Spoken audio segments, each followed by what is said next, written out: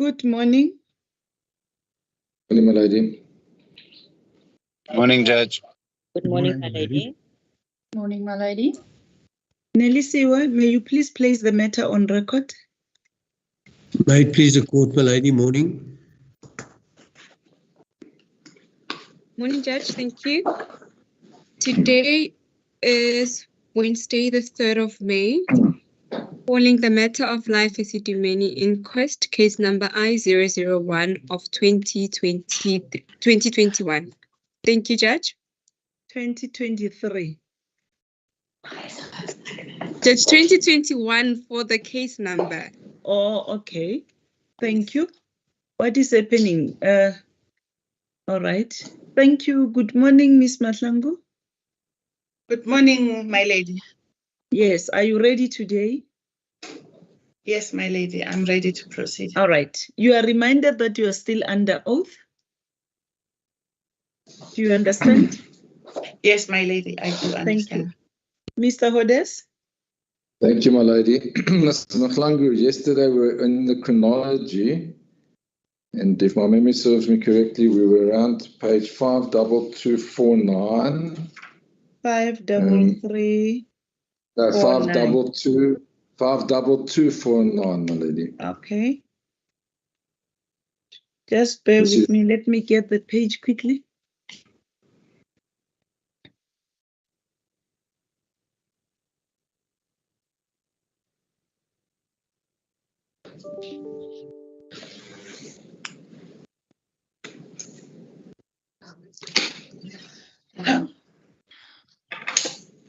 Yes, I hope the witness managed to get the page. Are you there, Miss Mahlangu? Yes, my lady. Yes, I am there, Miss Odes. You may proceed. Now, can you tell this inquest when the contract, it's common cause the contract was extended in February 2016, how did it happen that there was an extension of the life Esidimeni contract?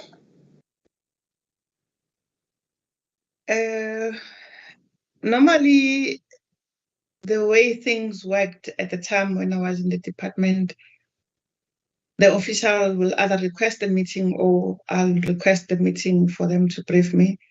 And in this instance, it was one of those meetings that was arranged, and the officials briefed me about what was going on with the project. And also, they further suggested that with the time remaining, that was towards the end of February, with the time remaining, they are proposing that we extend the contract. And indeed, the contract was extended for a period of another 3 months up to the end of June. That they said it would be sufficient for them to be able to complete the work that was still ahead of them. The ladyship normally asks you who they is. Can you please tell us who you are referring to specifically that made the approach to you to extend the contract? Council, Mr. Musonefu was the project manager. Of course, when they come to the meeting with me, all delegations or the officials when they're in the meeting with me, they are being led by the HOD. Present on that day, if I'm not mistaken, the HOD was present, and other senior managers, those were from the district health services, the 5 chief directors, and the project teams, those would have been part and parcel of the work relating to this project in particular. I think Mr. Musonoki or Dr. Manamela, one of them made a presentation requesting this extension. And after deliberation, we then agreed that it must be extended. And Mr. Steve Mabona went ahead to issue a media statement confirming this to the public and to give assurance that indeed the contract is still in force up until the end of June. Thank you, Miss Mahlangu. I'm just going to, just a second, I want to interject here. When you are asked questions, the questions is specific, it's very clear. Your counsel wants to know who specifically requested the extension of the contract for Life Esidimeni. It's the project team. We hear all these details, right? We hear your evidence. Was there someone specifically who requested the extension? If you can assist us, because we seem not to understand your evidence. because now you are telling us you are not sure who made the progress of what was happening. If you can assist us, we just want to follow your evidence to enable us to arrive at a proper decision at the end. Please. I think it was Mr. Msonofi, my lady, and all Come I was again? trying to. Come Mr. again? Msonofi would make a presentation. And that day specifically, I don't know, remember. Remember, it's been 7 years, my lady, that I've dealt You with don't these issues. remember? I don't remember the exact specific, but the people who were present when the presentation was made, it will be Dr. Manamela and Dr. Msonofi. Either one of them would have made the presentation in the meeting, and the delegation being led by the HOD when they meet with me. Okay, just hold it there, Mr. Odes. Thank you, madam. Yes, madam.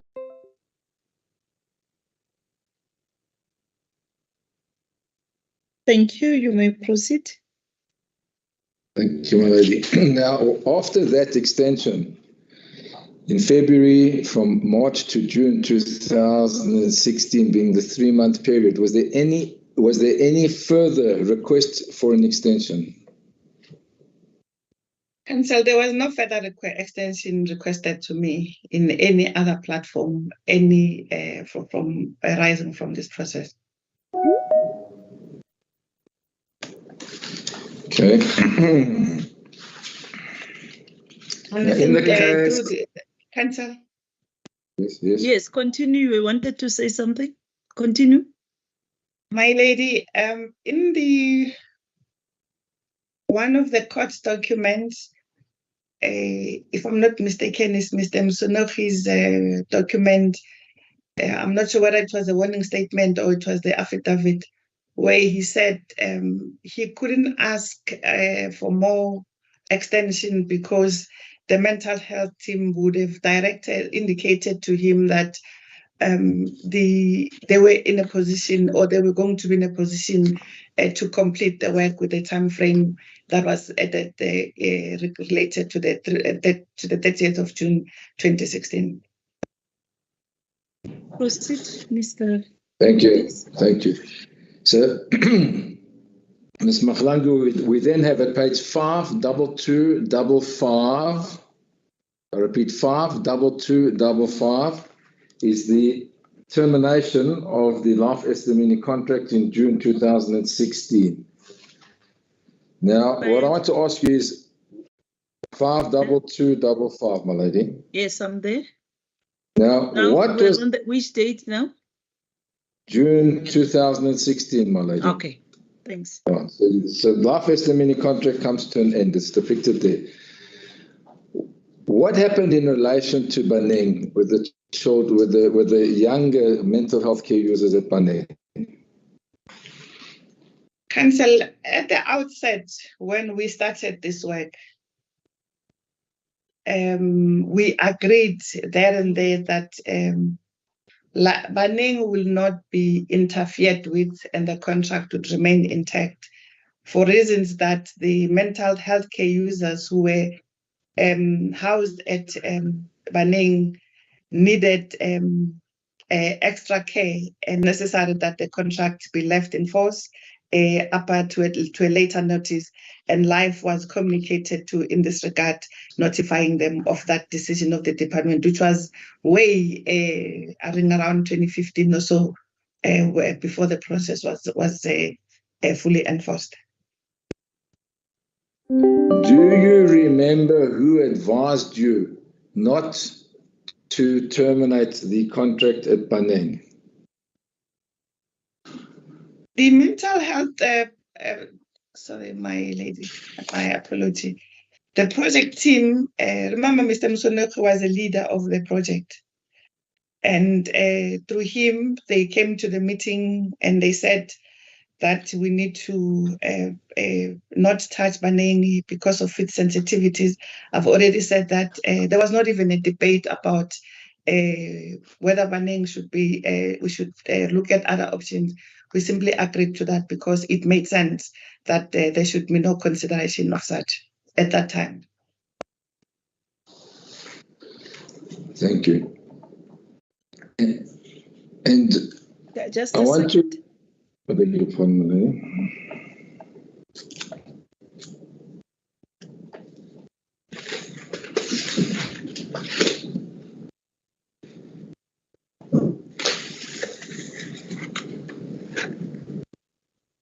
Yes, continue. Thank you, Malay. I want to move forward in the chronology from June 2016 to July 2016. Was there any engagement between you and the Gauteng Department of Health in the period after the termination in July 2016? May you please repeat your question, Councillor? Yes, was there any engagement between yourself and the Gauteng Department of Health during July 2016? Were there any meetings? Was there any engagement with them? Yes, there was engagement.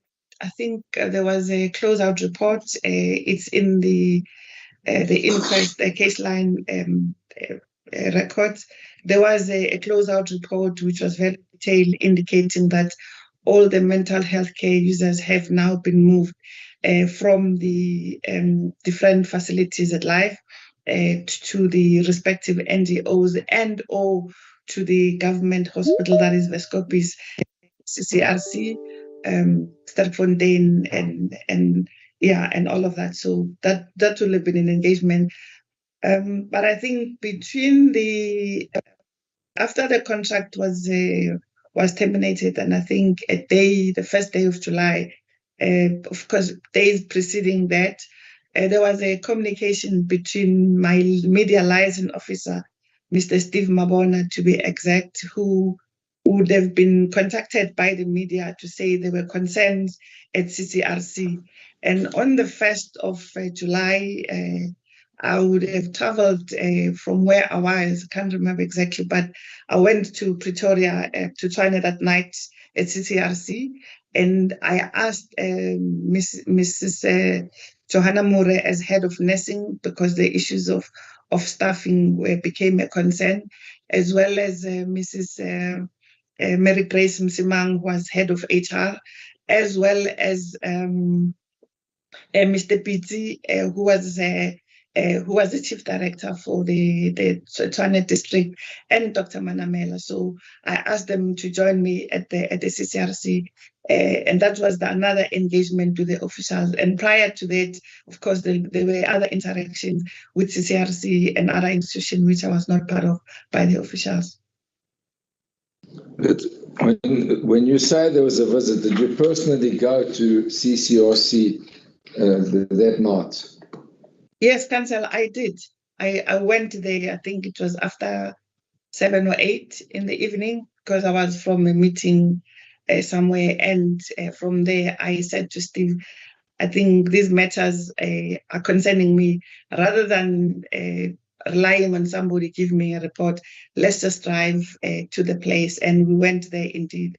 And upon arriving there, as I said, I invited the officials to join me at the venue. And this is how I dealt with issues, whether I was doing an unannounced visit to a facility, whether it be the hospital or CHC or any place. I would decide that this morning I'm doing an unannounced visit, and I'll just call people that wait for me, or let's congregate at a particular venue. And then from there, which will take us 5 minutes to go to the hospital. So that's how generally I conducted myself when I was working, whilst I was working in the department. Ms. Matlanga, people are trying to know. Can you please speak slower? These officials, it was Ms. Moore. Mrs. Moore was responsible for nursing, and there's a specific reason why I asked her to join me there. So yes, I just need the names. You can give details at a later stage. It was Mrs. Moore and Mrs. Mary Grace Msimang. Yes, Mrs. Msimang. And Mr. Pizzi. And Mr. Pizzi. And I think Dr. Manamela as well was there. I don't know. I can't remember who she brought with. What were these concerns all about? They related to the NGOs that were operating from CCRC. I think that's Abadinga, if I'm not mistaken, that they were fighting over the kitchen and the cold storage, and that was a compromise. It was going to compromise the patient care if the issues were not attended to. that's the reason why I went to CCRC and to meet with the NGOs. And of course, when I got to the facility, I not So only you just mentioned one NGO. It was Siabadinga and?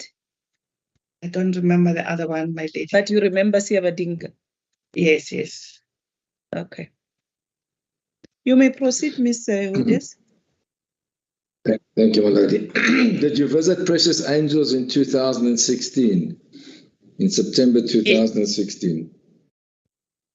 Yes, I did cancel. The exact date, I may not be really sure whether it was late August or September, but again, I kept on hearing Precious Angel, Precious Angel. So I went to Precious Angel, and again, I asked Dr. Libete to join me on site, Mr. Pizzi and his team, as well as Dr. Manamela. They also came to join me on site to Precious Angel, and we went to the two premises of Precious Angel at the time. The chronology deals with September 2016 from page 52295. But before we go further in the chronology, I wanted to take you back to the testimony relating to Siabadinga, because you mentioned your visit to Siabadinga. Evidence was there. Sorry, my lady. Yes. May I just complete the point I was making about Precious Angel, if yes, possible? You may. When I visited Precious Angel with Dr. Libete, I was concerned with overcrowding. And what was more concerning to me was the fact that there were mental health care users. I had seen, I remembered their faces when I was at Cullinan, and I saw them at Precious Angel, and I said, but why is this happening? And they said to me, no, but they were dealing with overcrowding. I said, but you are not resolving the problem by overcrowding another facility. And also the other things I observed there was that the premises in one area even asked Dr. Liwete that they must do something because the facility, I didn't think that it was suitable to accommodate mental health care users or even any other a person who needed medical attention of one kind or the other. So Dr. Libete would have undertook with Mr. Pizzi that they will work hard in resolving those. And the last thing that I need to mention, my lady, is that when I interacted with this Ms. Ethel Nube about what exactly has happened, she said that she had not been paid. As a result, she was losing staff. The staff she had hired, she couldn't pay them because the department had not... Just hold it there.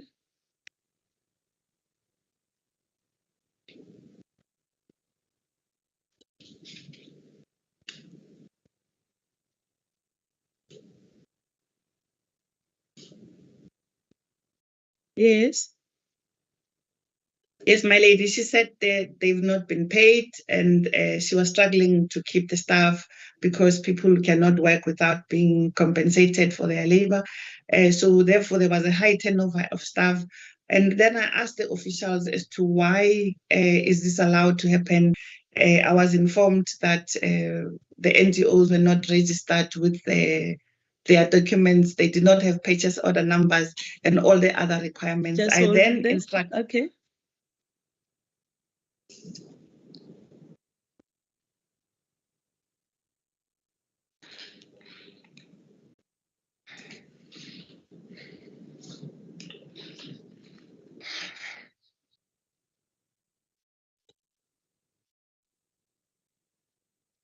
These officials you are referring to? I asked Mr. Pizzi, Dr. Libete, and Dr. Manevela because the officials I was with me, and they told me that... Including Mr. Pizzi? Yes, he was present with me at the time. And then I asked how many... Just a second.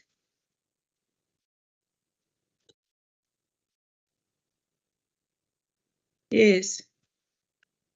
And then Mr. Pitti then undertook that he will work with his team to make sure that all the paperwork is completed. And I think that afternoon, after visiting Precious Angels, then I had a meeting with the NGOs in Tshwane, and they also shared the same sentiments about the paperwork, that they were not being paid. As a result, they were struggling. And after Which that NGOs process, now? I can't remember their names, my lady, but they were NGOs based in Tshwane who had taken the mental health care users at the time. Okay. Just hold it there.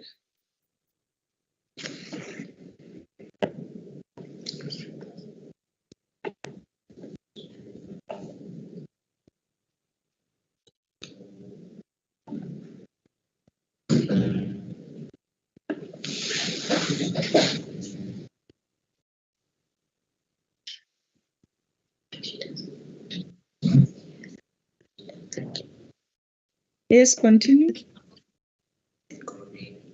So I then asked the team led by Mr. Pitti for the Tshwane team to say that can they please assist me in the department, particularly the NGOs, to get the paperwork done, the treasury, and to make sure that the payment is being done as soon as possible.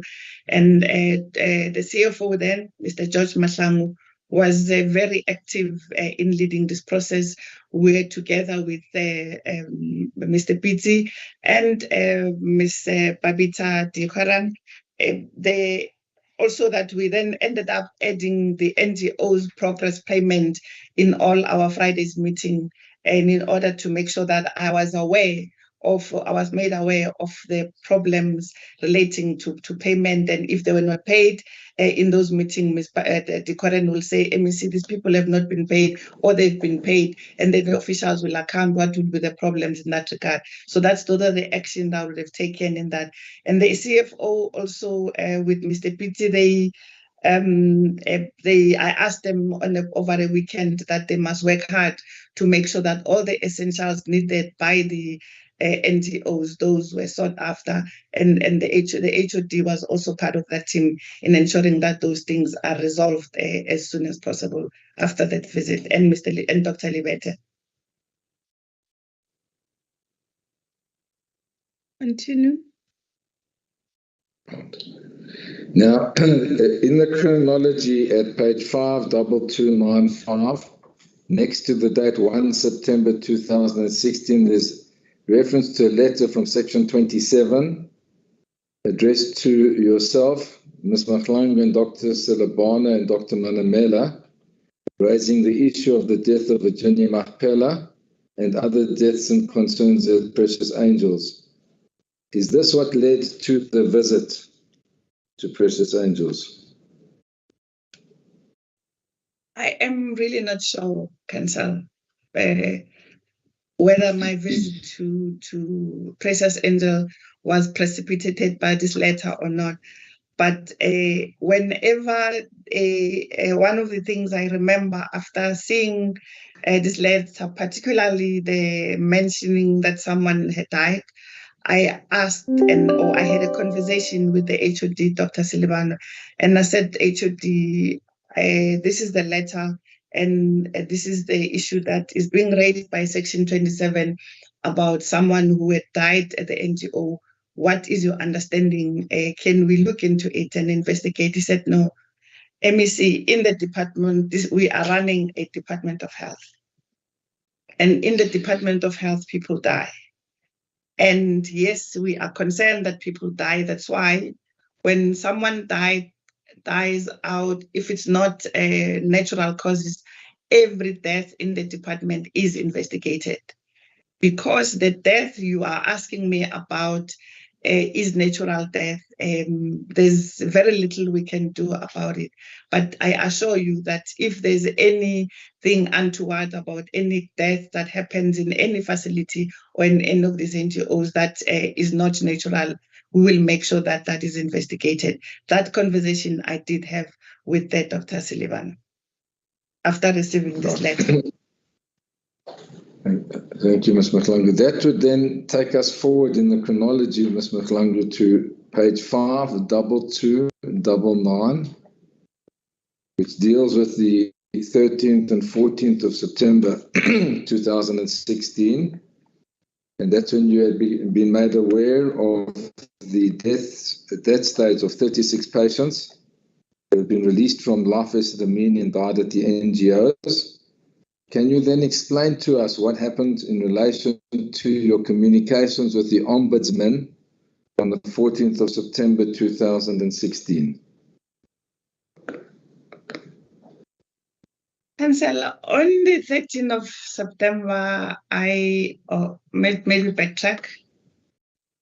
On the 12th of September, it was in the late at night in the evening when I was preparing for my work the next day. The questions were part of the pack that I had to go through that night, and I saw that there were deaths, and of course it was very late at night.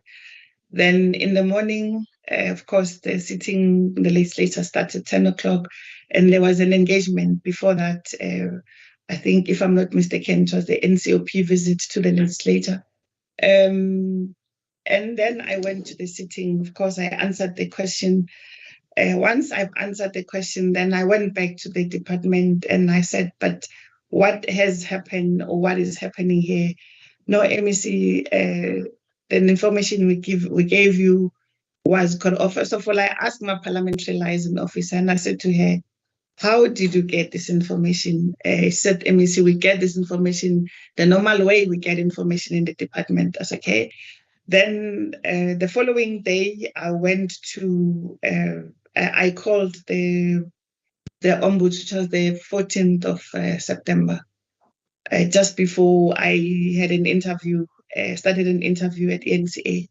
And I said to the ombuds, do you mind to help us with this 36 patients that have died? And he asked me how they've died. I said, well, they've died they say in the NGOs, but I don't know much of the details. And he asked me, did they die in one place? I said, no.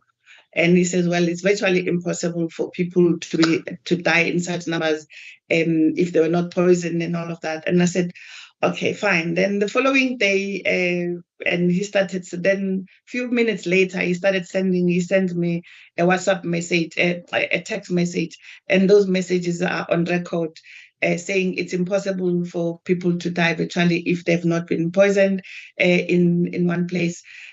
From there on, then that afternoon on the 14th, I had a meeting with the minister to discuss the budget for the Nelson Mandela Children's Hospital. He asked me, he had a copy of the Sowetan in front of him, and he asked me, let me see what's going on. I said, well, this information I was given by the officials, and I answered the question, but I approached the ombuds, and who said to me, it's not necessary for him he was not keen to get involved. And I pleaded with the minister to request the ombuds, and he said, yes, I will speak to the ombuds and also Professor Makuba, and ask the Office of Standard Compliance also to help you to get this investigation done, because yes, you are right to be concerned that you must get to the bottom of this.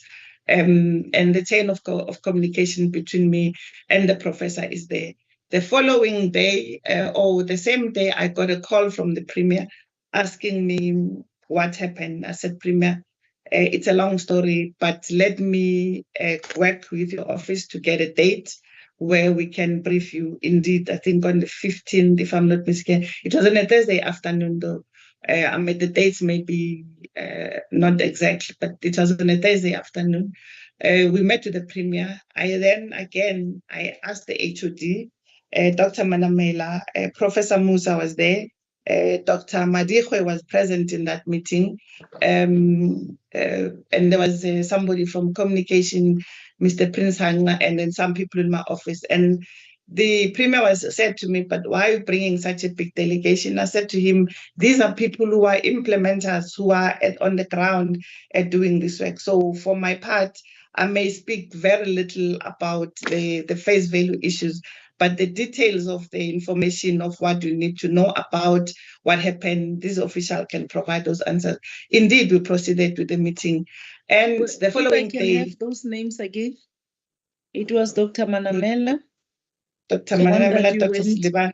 Come again, Dr. Silibano. Dr. Silibano, Dr. Madihwe, Professor Musa,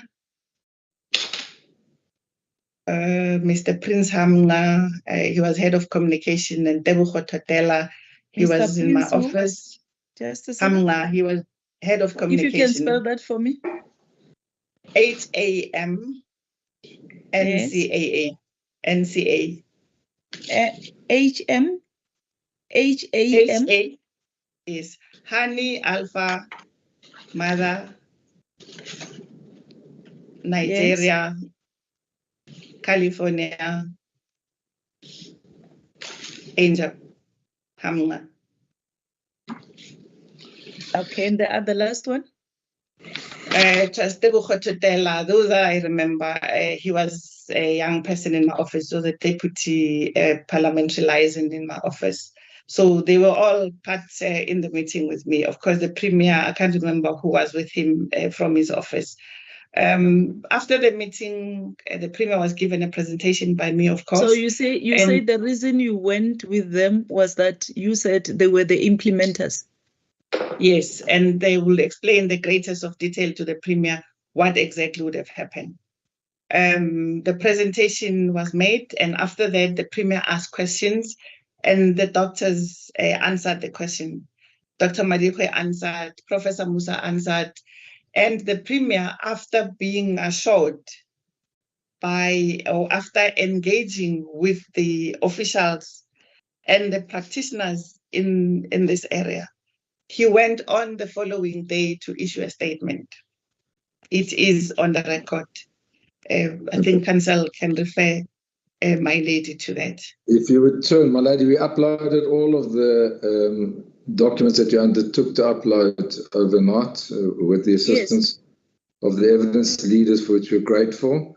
If you Did you also upload the minutes of the meeting where this decision to terminate the contract of Life Esidimeni was taken? That's not one of our documents. We did the ones that we referred to, that D series, my lady. Oh, okay, I'm just asking because I think it's going to be pertinent. If you can also, in the meantime, please look for it. As your ladyship pleases, my continue. If you return to page 52388, it's an article that quotes the Premier. 52388.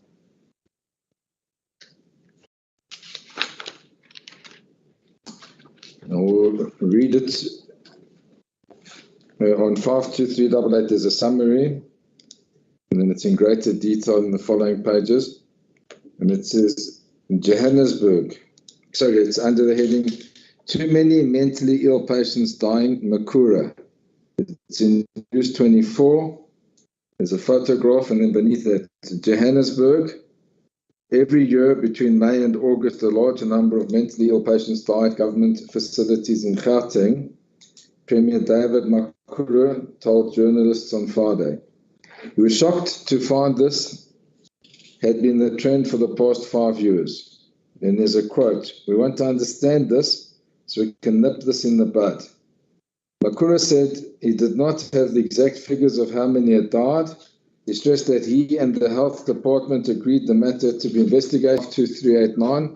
There's another quote, "I'm very concerned about this trend and would like the health ombudsman to investigate why mentally ill patients have died in their numbers." The deaths included patients at the Life Healthcare Esidimeni. 36 patients died after they were moved to NGOs after the department cancelled its contract with the facility in Johannesburg to cut costs. It had looked after about 2,000 patients that were moved to 122 NGOs. Quote, "Every single patient who has died in the custody of the state is one death too many. We should be very concerned." And it continues, mental health facilities in the province to ensure that patients were being adequately looked after. Quote, "I got reassured that they will personally ensure the patients are in facilities that are appropriate to house human beings." So now, Ms. Mahlangu, the first question that arises is who approached the ombudsman, you or the... Okay, just before I answer that through you, my lady, the point, my lady, I'd like demonstrating here is that the same information given to me that the mental health care users died in winter, it was not uncommon. It's the same information was shared with the Premier when he asked those questions. That's why the Premier went ahead to issue a statement based on the information given to him and to myself by the official. May you just repeat your question, Question is, who approached the Ombudsman? Was it you or Mr. Makura, the Premier at the time? I approached the Ombudsperson, Council, and my conversation with the Ombuds via the text messages which I have attached, each and every one of my conversation with him is also in the record of this court. I shared it with the arbitration. It is here. I approached the Ombudsperson, and if you look at one of the text messages as I was going through them last night, this is where he says to me, "Can you please ensure that the minister signs the letter of appointment? In the meantime, we'll use the information." I said to him, "Use the information we've given you to start to the work," and then all of that. So that is there in evidence in black and white. Anything untoward. Indeed, I did inform the Premier that this is what we have done, and he supported my decision. And of course, the minister helped in nudging the ombuds to come to the party. Not the party as in party, to come through and do the investigation. My apology that I used the wrong word, my lady. Next question, Ms. Mahlangu, is whose decision was it that you should go and visit these mental health facilities in the province? It was our decision, Council. Remember, as I said earlier, that my style of work has always been whenever there are problems, I will go unannounced or plan visits. And in many instances, I prefer to do unannounced visits because the people don't plan and they don't coach you to the different areas we need to go to. Yes, the Premier did emphasize that we should continue to undertake that work. Okay, so whose decision was it that you should go in patients? It was my decision. Your decision. Continue. Thank you. Now, in this regard, there's also the report. Where are we now? Are we going back to the I'm previous? going to give another page reference, my lady. Okay, are we done with this now? Yes, my lady. Okay. Continue. If you'd have regard, Ms. Mahlangu, to page 52236.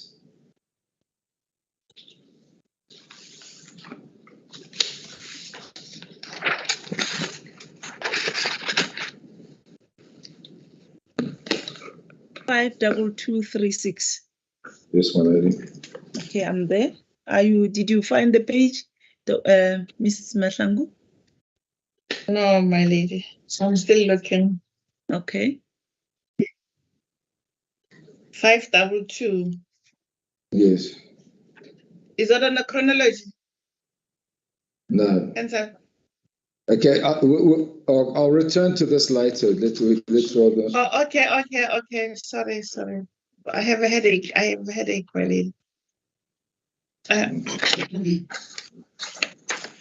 Can you explain to the inquest what this is, please? Oh. Will you be in a position to proceed despite the headache? Yeah, my lady, I have to. Thank you for your concern.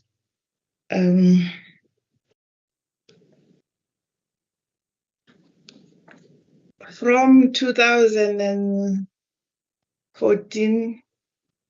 Is there a question now? Yes, my lady. I'm talking to I'm responding to this 52236. Yes, but there is no question. You need to wait for the question. Did you read?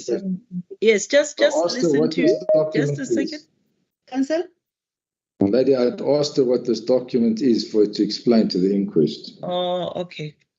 And she was now explaining. Okay, she can proceed. Please proceed, Ms. Mahlangu. From 2014, 2009, I think, Premier Mokonyane introduced something called a political report towards at the end of the year as to the people of Gauteng. And that tradition continued throughout.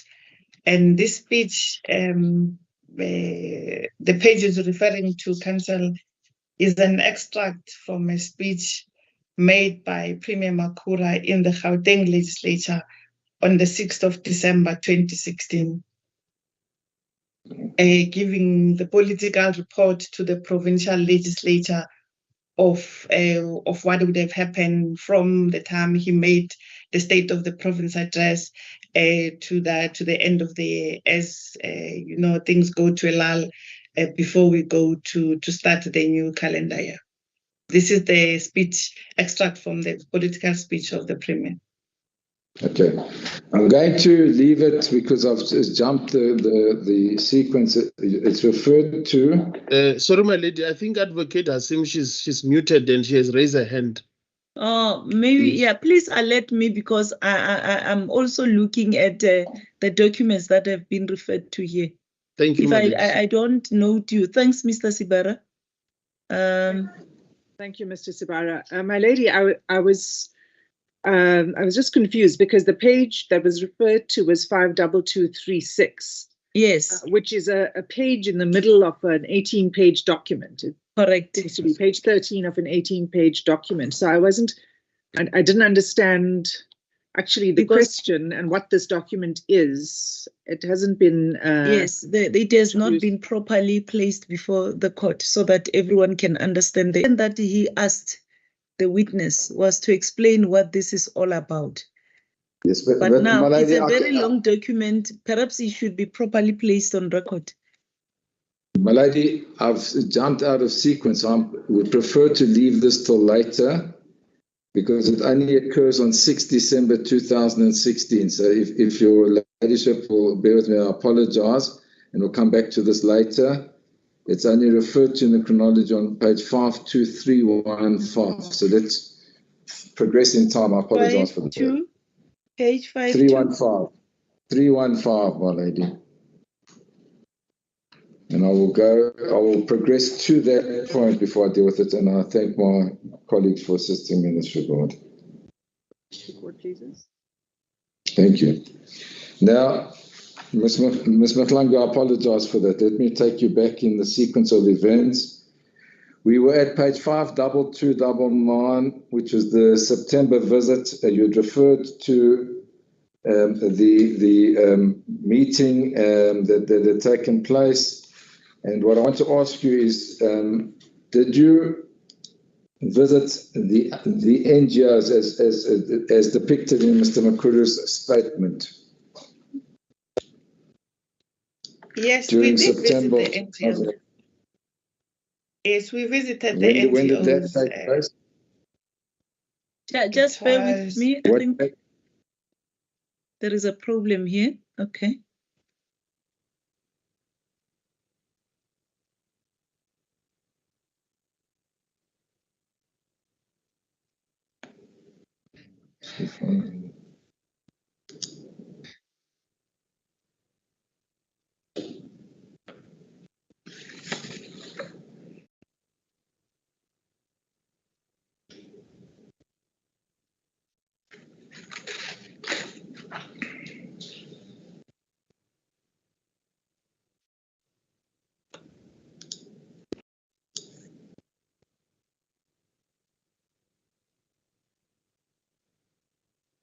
It appears that the judge is frozen on our screen.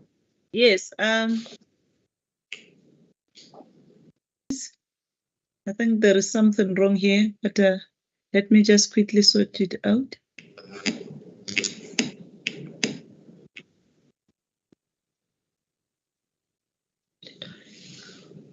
My lady. Yes, can you hear me? Yes, I can, my lady. Okay, just a second. I just wanted I just didn't want to miss what council was referring you to, which was on page 52299. Yes, you wanted to say something, Miss Matlang? I'm not feeling like, can I please just ask for a 5 minutes break? All right, I see it's now a few minutes before 11 o'clock. Will it be fine if we can, if possible, resume at 11:15? But let us know how you feel before we resume, Ms. Matlangu. Thank you. Thank you, Justice. Yes, just before we break, you are reminded that you are still under oath. As I warned you yesterday, you need not discuss your evidence with anybody else until you have finished testifying and you are excused by the court. Thank you, my lady. Thank you. The court will take a short adjournment just to check on Ms. Matlangu and as to whether she'll be able to proceed with her evidence. Thank you. The matter will stand down for now. May it please the court, my lady. May it please your ladyship.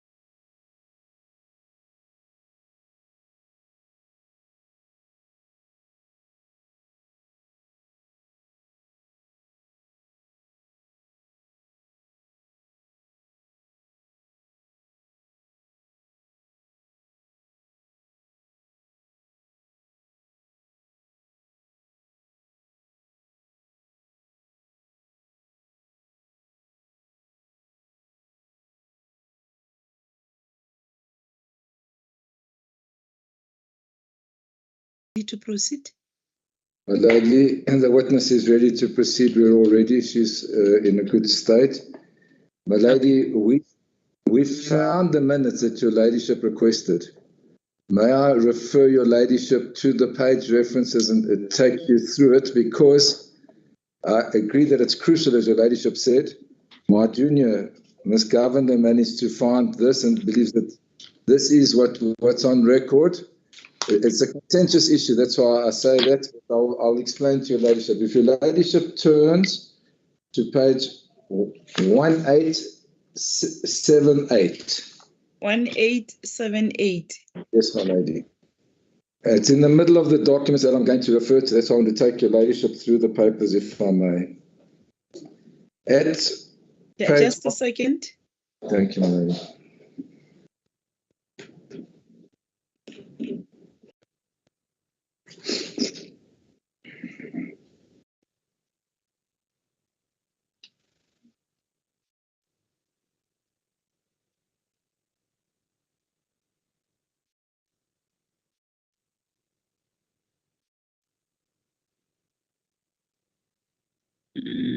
Let me just go to the page.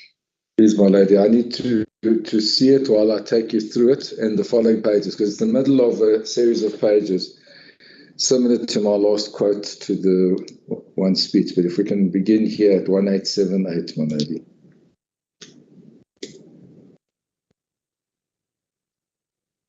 Yes. Your ladyship will see 1878 is a letter on a South African Police Service letterhead addressed by Lieutenant Colonel Ditsabo to, in his capacity as the commander of the Life Esidimeni Task Team on 16 January 2020 to the Director General, Ms. Pindile Baleni at the Gauteng Provincial Government, stamped urgent, and there's a request for assistance referring to the Life Esidimeni Inquest project investigation by Detective Service Head Office. And then there's a request for information, my lady, in paragraph 1. It says, this office is further requested to assist with the following information regarding the above subject matter. 1.1, paragraph 8 of the affidavit received from the Premier, Honorable David Makura, stated that to the best of his knowledge, Dr. Selabana was the person who terminated the contract. Did he receive any mandate to terminate the contract, and what was the reason thereof? 1.2, paragraph 12 of the same affidavit states that the Department of Health informed the PBC that the patients will be transferred to state facilities and not NGOs. Please provide this office with the minutes of that sitting. That's what your ladyship had requested, and I'm going to take you to it, my lady. Paragraph 2. You are further requested to provide this office with the following. It jumps to 2.2, questions and answers of the PBC meeting of 26 November 2014. Sub 3, attendance register of the above meeting. Sub 4, copies of all the presentations made before the PBC relating to Life Esidimeni termination, together with attendance registers. Paragraph 3, it would be appreciated if your response can reach this office by latest 7 February 2020. Paragraph 4, your continued support is always appreciated. Now, my lady, in order to see the answer to this letter, your ladyship must page back 2 pages to 1876. It's difficult to see the numbering, my lady, but my junior, Ms. Governor, managed to find it. It's under the A60, and this is the letter. So I should go to page 1876. Yes, my lady. This is the letter in Just response. a second, please. Beg your pardon, my lady. Yes, this is another letter now. Now, this is the response to that request, my lady, and you'll see why we say so. So here's a letter, my lady, at 1876. On the letterhead of Gauteng Province Office of the Premier, Republic of South Africa, addressed to Lieutenant Colonel Ditsabo, the author of the other letter. And your ladyship will see right at the end, it's dated 26 February 2020, despite the request for an earlier response. And it refers to that letter, and it says, request, Dear Lieutenant Colonel Ditsabo, request for assistance. Life Esidimeni Inquest Project Investigation by Detective Service Head Office. It says the Office of the Premier received your letter dated 16 January 2020 relating to the above investigation. A copy of the letter is attached for ease of reference.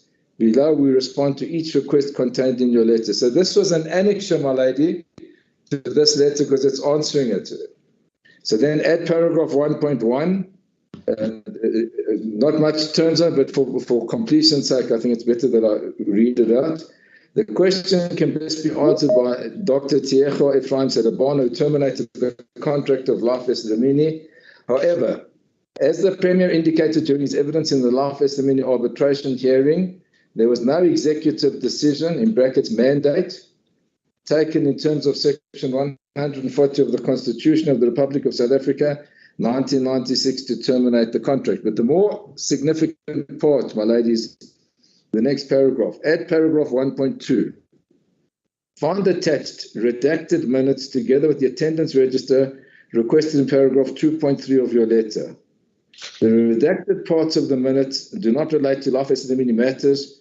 Should you wish to inspect the unredacted minutes, you are welcome to liaise with Mr. Bafana Malunga. The next page, at paragraph 2.2, there are no questions and answers recorded. Then importantly, my lady, at paragraph 2.3, the attendance register is attached as part of a response in paragraph 1.2 above. Then there's another heading at paragraph 2.4. There are no presentations other than the one already provided to you. In the presentation of 28 October 2015, at slide number 18, the following is stated about Life Esidimeni. Termination of contract, Life Esidimeni. Should you wish to inspect this presentation, you're welcome to liaise with Mr. Bafana Malunga. Please be advised that all records of the Premier's Budget Committee and Executive Council are top secret and highly confidential. For this reason, the South African Police Service should not avail in an unauthorized manner this information to any third party, media houses, members of the public, or any other institutions other than a court of law. Further, the information cannot be used for any other purpose other than to assist in the criminal investigation of the death of the mental health care users and matters connected therewith, pursuant to the findings of the Health Ombud in his report dated 1 February 2017. And then it's the title of the letter, and the author is identified as Ms. Pindili Baleni, Director General. And as I told your ladyship, the date is 26 February 2020. Then if we turn, my lady, you see the letter that I referred you to on page 1878. But then most significantly, my lady, it's upside down the way it was filed, but on page 1879, we have the PBC 1879, my lady. So it's the very next page after that letter. Yes. Now here we have, my lady, which is exactly what your ladyship had asked, but it's not the complete document, as I'll show your lady. So we have here, my lady, a meeting of the Premier Budget Committee, which we've referred to as the PBC. The venue is the Office of the Premier, and the date is the 26th of November 2014, and the time is 1400 hours. And I think it's common cause that this is when the decision was taken, and I can verify it through the minutes. You'll see there, my lady. Chairperson, Mr. David Makura, whom we know was the Premier at the time. Then you'll see, it's dark, my lady, but you've got the title, name, surname, department, apologies. There are no apologies. And then the attendees are identified, my lady. And you'll see all the people that were there. So it begins with Honorable Barbara Creasy, MEC Finance. Honorable Ismail Vardi, MEC Roads and Transport. Honorable Lebogang Male, MEC Economic Development. Mr. Thabo Masebe, Acting GG Office of the Premier. Mr. Mfundo Chabalala, HOD GPT. Mr. Jeff Moshele, DDG SFRM. Mr. Mduduzi Mabada, Advisor to the Premier. Mr. Eric Xiaya, Advisor to the Premier. Mr. Rashid Sidat, HOD GPD. Ms. Annette Grissel, DDG PME. Ms. Marie-Louise Moody, DDG ESSM. Mr. Kulabusi Mase, DDG. There's no need for you to read all the names. They are there. Yes. No, it's important, my lady, to see who was present when this decision was taken. Isn't it? This is okay. It's okay. You can read. But as a ladyship, please, if you turn the page, my lady. One can read this for herself. Yes, continue. The next page. I accept that, my lady. It looks like to the next page. But then the other pages are missing here. Yes, my lady, it's been redacted. That's why I read you those letters. So this has been redacted, my lady. And at the top, you can make out the spot, the punch holes. It says PBC minutes secret. Then the item is 1.3, Department of Health. And it says the department should ensure that the reprioritization does not affect the quality of services. And then there is responsibilities DOH, and then everything else has been redacted, my lady. So that's with respect all that my junior Miss Governor could find in relation to the minutes that was requested by the investigating officer and filed like that. In this regard, my lady, Ms. Mahlangu has a comment, and I'd like her to express her comment to you. I see somebody's hand is up. Perhaps they know of a more complete version. Yeah, just a second. Yeah. I think there is a hand somewhere. Miss Hasim? My lady, I don't mind if the witness answers now before, before you say something.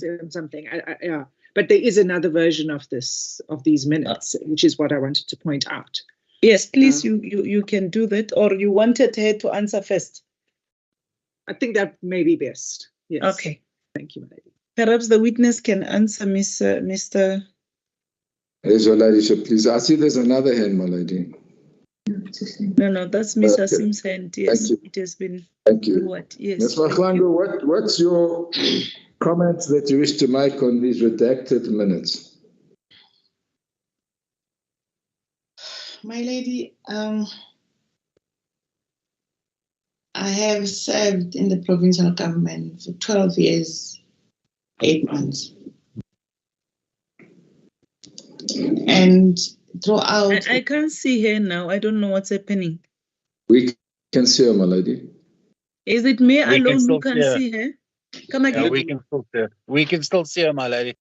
But, yes, but I can't see you, my lady. We can't see the court. You can see the court. Okay, yes. Let me just... I see your ladyship and the witness. I see both as well. Okay.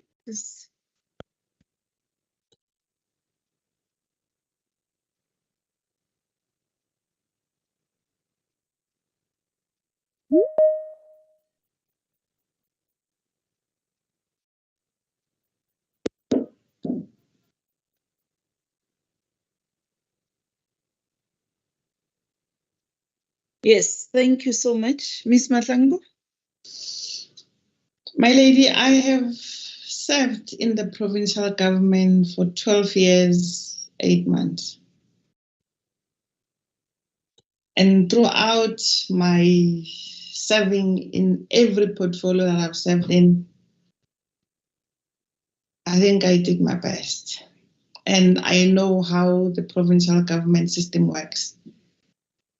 These minutes that council has taken the court through,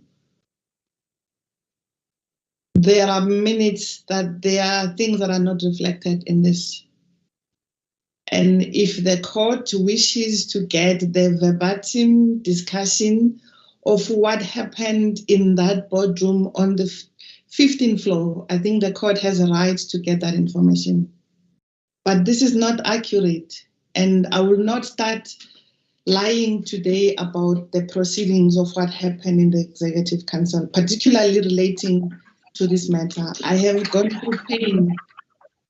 I've carried pain. I continue to pay to carry today. Simply because when it's...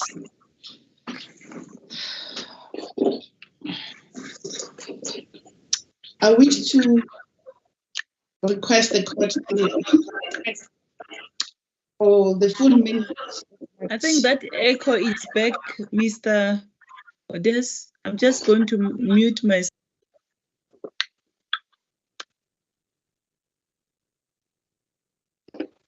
The echo wasn't there in the morning, but I hear now it is there. So I'm going to mute myself. Please do the same if you are not addressing the court, Mr. Odes. We will do so, my lady. My lady, The witness can continue. My lady, what I wish to plead with the court is that the court should request the full verbatim minutes of the budget committee meeting that I'm referring to, the first one, where the first presentation was made on the 14th of November, and the subsequent PBC meeting. And I'd like to end my conversations here, but I want to emphasize that these are not the minutes of the meeting. The line that says the department must prioritize and look at not compromise health, it's a new version of what's been engineered. I wish to see the verbatim minutes of what came out of that meeting. And I think the court is entitled to that. Thank you.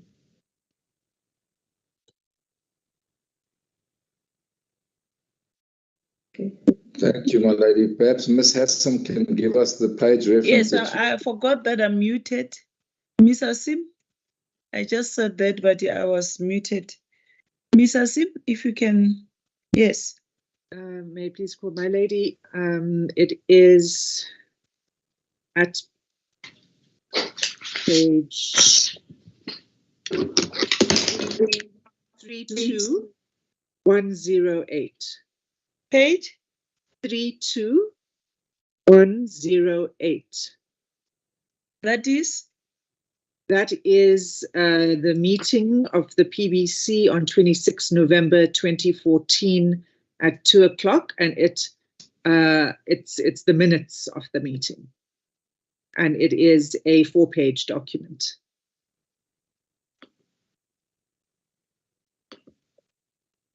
Thank you, Ms. Asim. May I please report?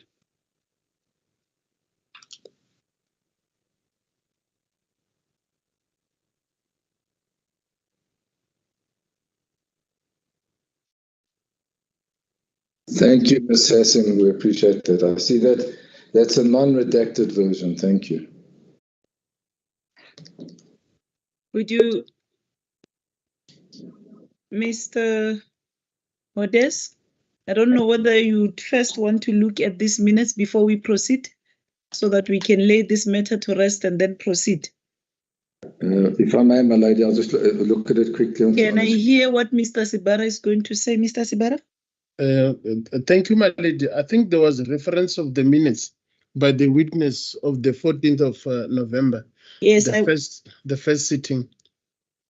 Yes. I'm not sure if other colleagues they've got page references which can assist us with those minutes as well, my lady. Yes, thank you so much. That's what I thought of doing, to ask if anybody else had sight of that, the minutes of the 14th of December 2016. Through you, my lady, if I may. Yes, you can. I don't think that document exists in this record because I don't think it was ever asked for. Thank you. Was that the first sitting prior to the sitting that took the decision? Yes, my lady. But it was also the meeting of the PBC? Yes, my lady. Mr. Late?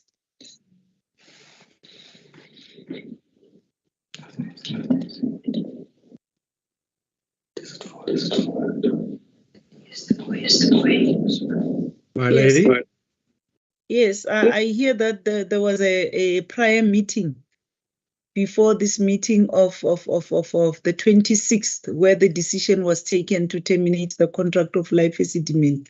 So I'm just asking if it is possible, if you check with me, the investigating officer, if that document can be requested and be furnished as soon as possible. All I could say, my lady, is that the investigating officer attempted numerous times to get the minutes of the meeting, and he was not successful. but I presume he is following the proceedings. I'll give him a phone call just now, just to ascertain what exactly the position is. But perhaps we should also, I don't know whether did you have sight of the one of the 26th? It's part of the record, yes, my lady. Okay, all right. Okay, please do that if that is possible. Thank you. You may proceed, Mr. Hodes, if you... Yes.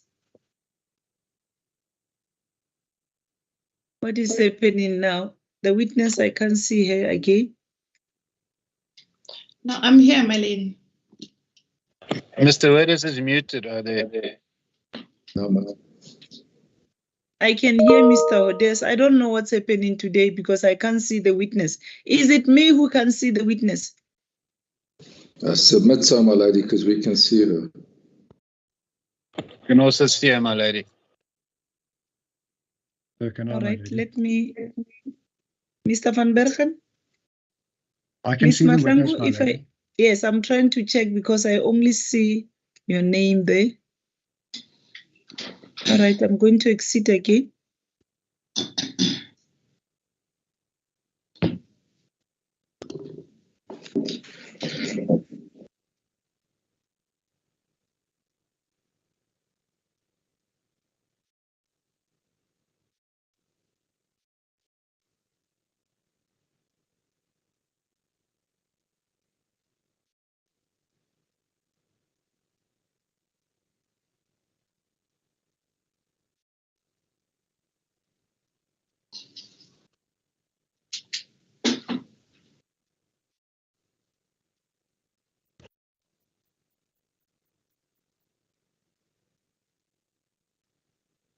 You may proceed. There is another hand, Mr. Martin. Thank you, my lady. My lady, can I just, as a point of clarity, I'm not quite sure that these are necessarily the same documents. If I might just, if your ladyship goes to page 1880. Perhaps maybe, is it proper to discuss these things while the witness is here? I think maybe the witness should leave us just so she doesn't end Yes. up entirely confused if I'm wrong. But if you can just, perhaps you must just be out completely. If you can just remove yourself. I see the setup from her side is still there. If she can just maybe remove her picture. I think she's gone, if she can be told, because we don't know if she can hear everything. Yes, continue. She's still, yeah, thank you. Continue.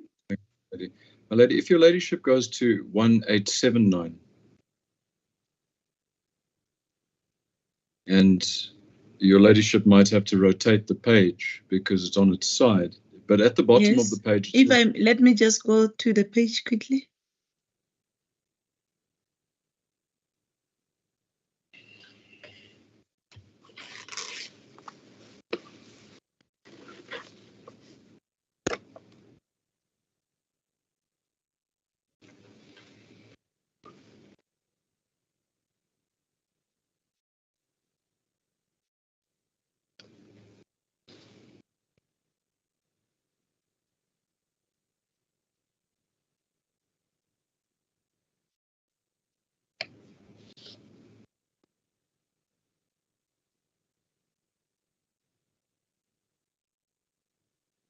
Yes.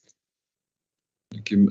So, my lady, if your ladyship rotates the page, and even if your ladyship doesn't, at the bottom of that table with a list of attendees, your ladyship will see 1, and then a line, page, and then Premier Budget Committee meeting of the 26th of November 2014. So basically, that's page 1 of those redacted minutes. If your ladyship then goes to page... The second page now. No, to page 32108, which page, is... Just a second. 32108, yes. Which we understood to be the unredacted version. Your ladyship pages down. Well, not even pages down, goes to the bottom of that page. Your ladyship will see 1 line page.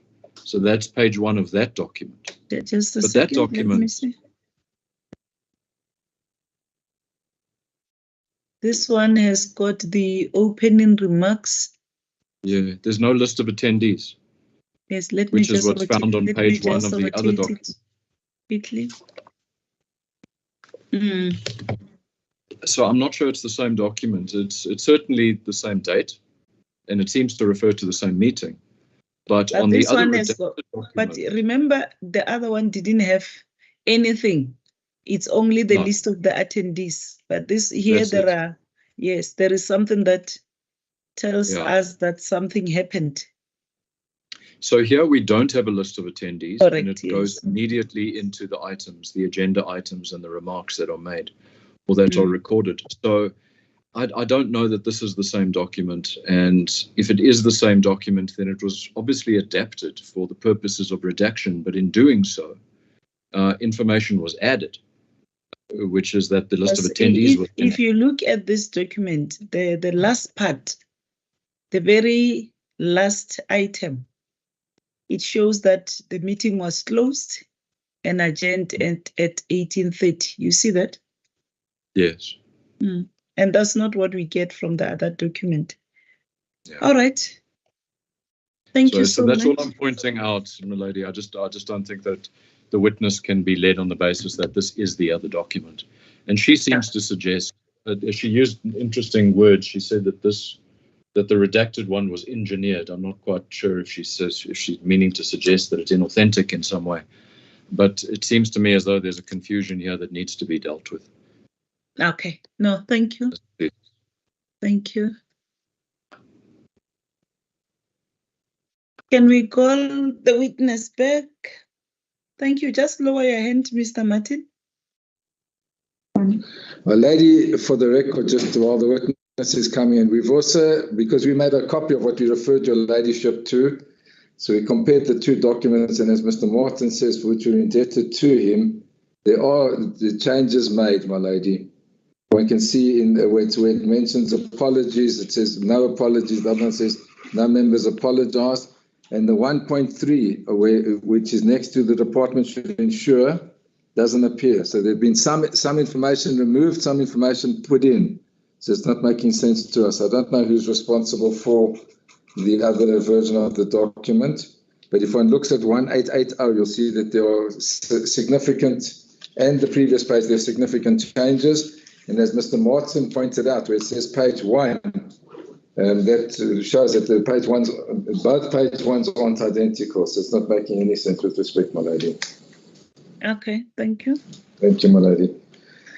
My lady, if I may continue with the witness in the chronology. Before you do that, I think there's another hand, Mr. Van Bergen.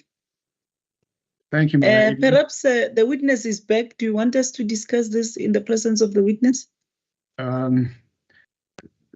My lady, I don't think it's going to make any difference. I don't mind. Well, if she said present.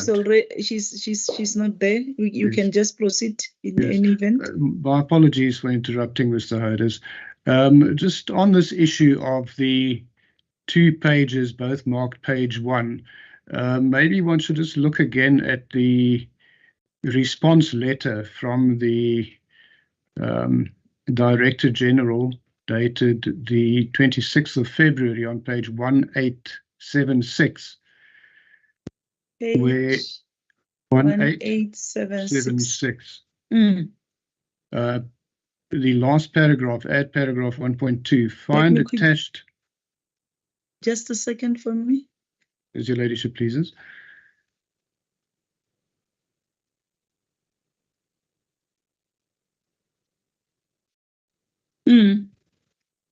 The last part. Add paragraph 1.2. Find attached redacted minutes together with the attendance register requested. So it appears what creates the impression. This is now just a second. Oh, yes. Paragraph 1.2. Find attached redacted minutes together with the attendance register. Register requested in paragraph 2.3 of your letter. Okay, continue. My lady, it suggests that they are 2 separate documents, which would explain why there are 2 pages, paginated page 1. Okay. But that is So merely it could be a deduction on the my part. attendance. Come again? It may merely be a deduction on my part. I may be wrong, my lady, but that the minute itself appears to have been redacted, there's no doubt about. But it may well be that the attendance register is a separate document. And maybe Ms. Mshlanga can perhaps shed light on that. Yes. Thank you. As your ladyship pleases. Thank you, my lady. In response, if one looks at page 188... The witness is not yet there. Okay. No, my lady, I'm still addressing this issue. On page 1880, your ladyship will see next to the line that says the department should ensure that the reprioritization does not affect the quality of services.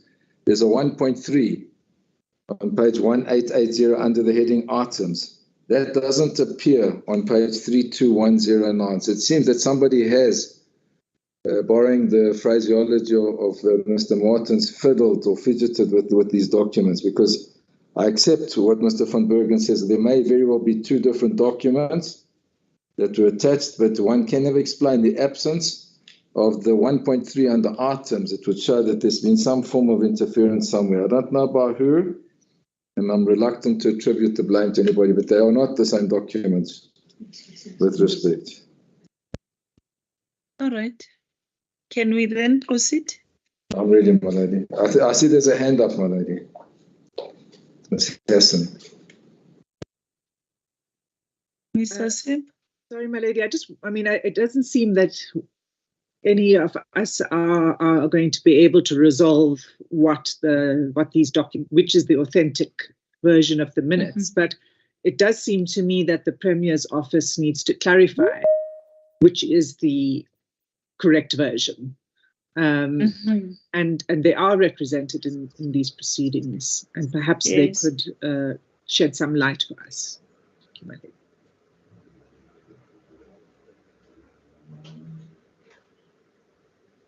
Thank you, my lady. Perhaps we could put this matter to bed at that, and I agree with Ms. Hassan in this regard. It does require clarification. They are represented, and they are in a position, or ought to be in a position. Can I just check, Mr. Mukari, are you there? Yes. Is it still the morning? Is it before 12 o'clock? It's still the morning, my lady. Yes. Yes. Luckily, you are there now. All this back, it goes to you. Yes. Yes, I've taken note of what has been said. So it's something that I'll take instructions on, because I also cannot shed light on that, on the documents themselves. But the witness can continue and shed light on that, because we can only rely on the evidence of witnesses that are under oath. Correct. Thank you. Yes. Thank you. Yes. Mr. Odes, can we then proceed? Thank you, my lady. I agree with Mr. McCurry. This can be sorted out in the fullness of time. I'm just calling for the witness to switch on again, my lady, so that she's back with us, and then we can proceed. We were at page 52301, my lady, of the chronology. I know I took you out of it, my lady, in response. And then the witness, where is the witness? I don't see the witness. She is not yet sat down.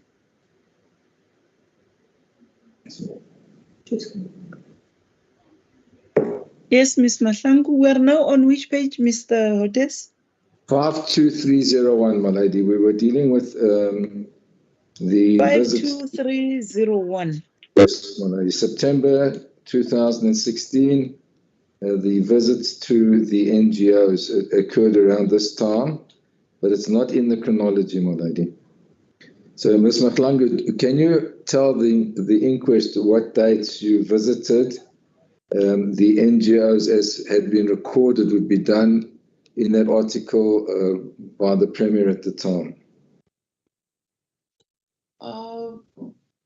Council, we visited the NGOs. It was over the weekend. I think it was in the 20-something of September. I think it was the 24th or 25th. The dates may not be accurate, but that weekend following the questions that I answered in the legislature. So we're talking 2016, ne? Yes, my lady. And Okay. the delegations were, I had a conversation with the minister prior that he said he wanted his team to be visiting the NGO. I said to him, and we discussed the content of what he wanted his team to gather. I said to him, it may be fruitful for your team to join the work that I'm doing with my officials in the province. So indeed, the minister sent the team from National. It was Professor Soli Taimane and Professor Freeman was there, and Janet Hunter was there. And also then in the province, there were other officials were present. The HOD, of course, led the officials in the province. And the mental health review board also was part of that. And we separated ourselves into two groups over a Saturday and a Sunday. I went on a Saturday, I went to the Tshwane, I think I went to Sirman with the professor and Jean Hunter.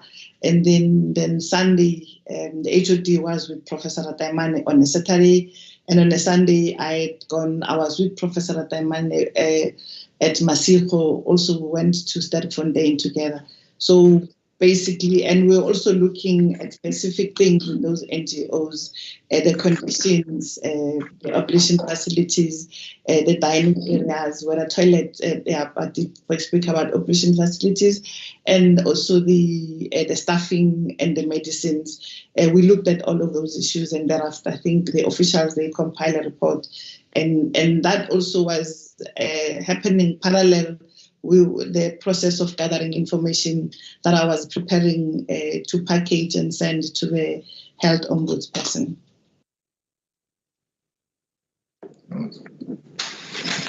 Now, after those meetings, if you would turn to page 52303, it's 2 pages on. There's a date 52303, my lady. I got that page myself. Okay. On 14 October 2016, it says the Premier's Budget Committee meeting, no specific reference to Life Esidimeni. Now, what I want to know from you, Ms. Mahlangu, is subsequent to this, was there any mention or reference to Life Esidimeni in these meetings? In all the presentation, I'm not sure whether the presentation of the October 14, 2016 of the PBC is on case line. If not, I wish to beg my lady's indulgence that's been projected or being added there, because in this presentation, the department started reporting on all the cost containment measures that were introduced from the 26th of November. Even in this presentation, there was made mention of Life Esidimeni as well as the CELBI as part and parcel of that work that would have been started in 2015. When was it mentioned, this Life Esidimeni? Because this question, it refers, Council is referring you to this chronology, which says that on this very date, there was no specific reference to Life Esidimeni. And then he says now, subsequent there to what happened, was there any reference to Life Esidimeni? Now, this date that you say you want the court to ask to request the minutes, which date is that? Because now you are talking also 26 November, if I heard you properly. No, I'm saying, my apology if I confuse the court. Maybe, yes, I'm confused. I don't understand. I am saying, I think there's an error in this, the way this is captured. The chronology. Yes, there's an error. Life Esidimeni and CELBI is reflected in that presentation. Of the 14th of October. Yes, my lady. Okay. And I'm saying for all the subsequent presentation from the November 2014, the presentation to the PBC would reflected on the life Esidimeni thing, and I'll just check over lunch if that presentation has been shared with the court, and if not, I'll get someone to help me to share it with the court. Thank you. Mahlang, if then you turn to page 52311, which is the 18th. One is raised, cancel. I think there's a hand. So sorry, my lady, just to interject, my senior, I apologize for that. It will be best if the witness, my lady, can assist us with the years. Like now she mentioned 14 October. That is why, you know, I'm getting confused. That is why when I interject every time to say, we are talking about 2016, we are talking, Ms. Mahlangu, remember we rely on your evidence. Please give us details.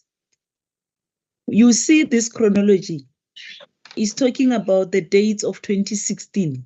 So whatever date you mention in your evidence, let us get also the year to it. You understand? Yes, my lady, I understand. Maybe are we still talking? I can't keep on asking you, are we still talking about 2015, 2016, right? You are the one who is here to testify. Please assist the court. Yes. I appreciate that, my lady. We will put the years in. I apologize. No, she's the one who's giving evidence. She must also, when she clarifies certain things, she must not give dates up to the months. She must mention the year, the years. Please continue. So you had just referred us to page 52311. 11. That's what. Yes, let me go there, please.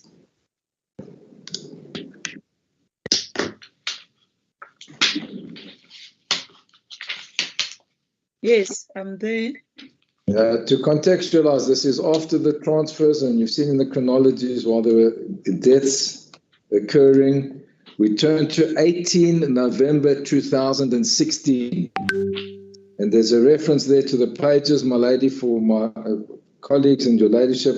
Page 51990 to 51994 is the keynote address by the Premier, Mr. David Makura. Now, Ms. Mahlangu, can you tell us, or you can summarize what the essence of that keynote address on 18 November 2016 was, please? I invited the Premier to give a keynote address to the department's revived annual Khanyisa Awards. These awards are meant to recognize civil servants in the health sector who had gone beyond the call of duty to do their work, and those who were innovative in doing so. The Premier then indeed honored us, the department then, with his presence, and he addressed the department, and he spoke about very important areas in the speech about where the department has been, the challenges of finance, the fact that the department had moved to get unqualified audit report from the Auditor General, and the fact that he was pleased with those developments because he had given myself and the HOD at the time 2 years to fix the Department of Health finances. So the long and short of it, the Premier was pleased with the progress made at the time relating to the thorny issue of the state of finance in the department. And he further on went on to elaborate the importance and the significance of the Department of Health and the role it plays in the broader provision of services, not only in the Gauteng province, but also in the neighboring countries in the Southern Africa region. And also said that the turnaround that he had envisaged that it will happen in his eyes, that the progress would have been made. Of course, then he also said that the deinstitutionalization as a government policy was the correct decision, was a correct policy. However, implementation had gone wrong, and he will support every initiative including the work of the ombuds, to make sure that there is the report or those who are responsible for those deaths, indeed, there's a full investigation and the truth is established as to what the cause of death, and whoever must be held responsible, and you will ensure that happens. That was the long and short of the premier speech. Just for record purposes, Ms. Mahlangu, it's there, but you haven't mentioned the name. The HOD that he thanked alongside you is Mr. Silabona, is that correct? Yes, it was. It says MEC Mahlangu and Dr. Silibano. I thank you for leading the team diligently in ensuring that the department, there is a turnaround. Ms. Mahlangu, could you then please turn to page 52315, and this is where I jumped out of sequence and where Ms. Hassan kindly pointed it out, for which I'm grateful. On 6 December 2016, the very same Premier made a speech to table the third political report of the ANC, and that appears on pages 5224 to page 52241 of the record. And I had previously, out of sequence, drawn your attention to page 52236. Would you please have regard to that? The importance being the date, 6 December 2016. Yes, Council, I have the document. That's the speech that Ms. Hassan pointed out that we were referring to, a page within the speech, but I want you to look at page 52236, which deals with public health care. And if you don't mind reading to this inquest what was stated from line 4 of that page to the third paragraph of page 52237, which would then complete the sequence of events. Yes, this portion of the speech reads as follows. Honorable Deputy Speaker, the Gauteng Provincial Government manages, may I just take off my glasses, sorry.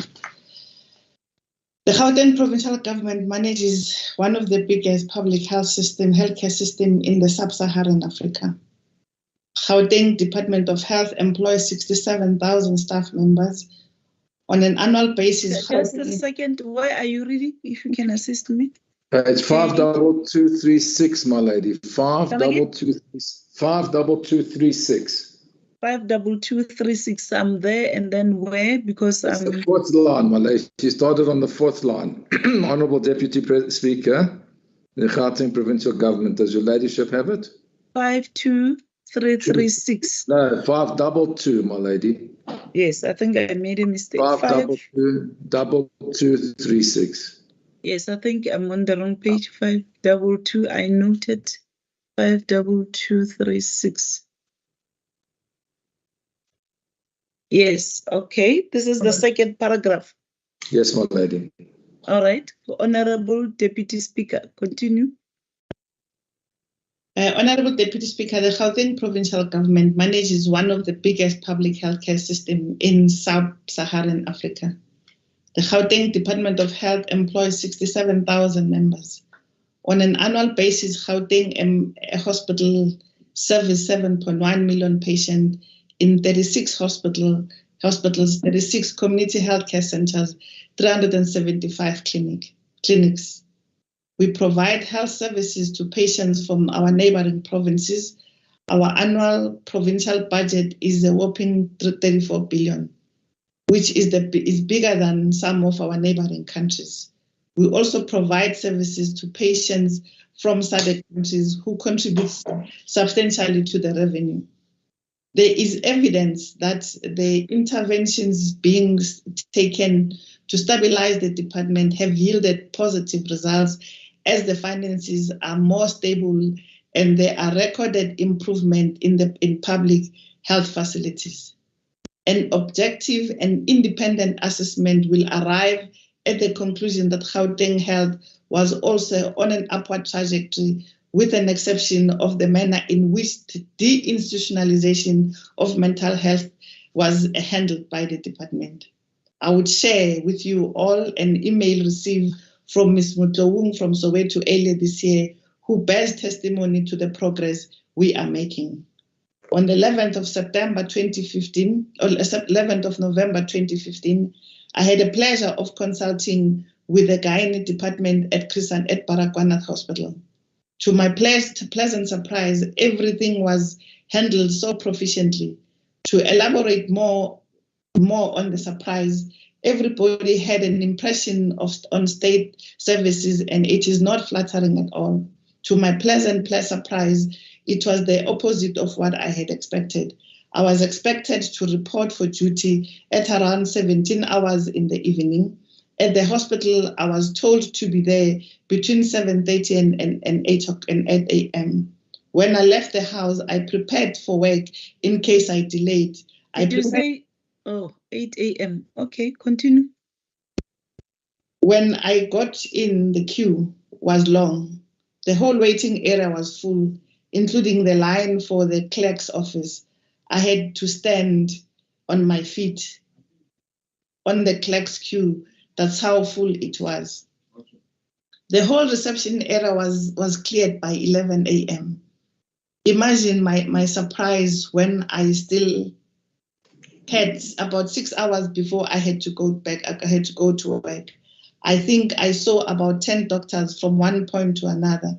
There was Dr. Eldridge who was directing the queue, telling people which section they need to go, monitoring how quickly the lines moved, and so on. The energy around was that of professionalism, respect, and kindness.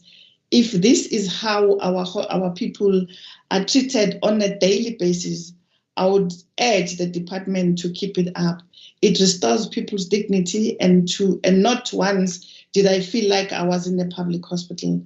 When I went to drop off my appointment letter to the X-ray department, I went past another section where there were a lot of people. They had queue marshals who made sure people didn't stand unnecessarily long on wrong queues. Honorable members, Ms. Mtlowung concluded her email by saying, "Please keep up the level of service you render. Hopefully it would only go up from here.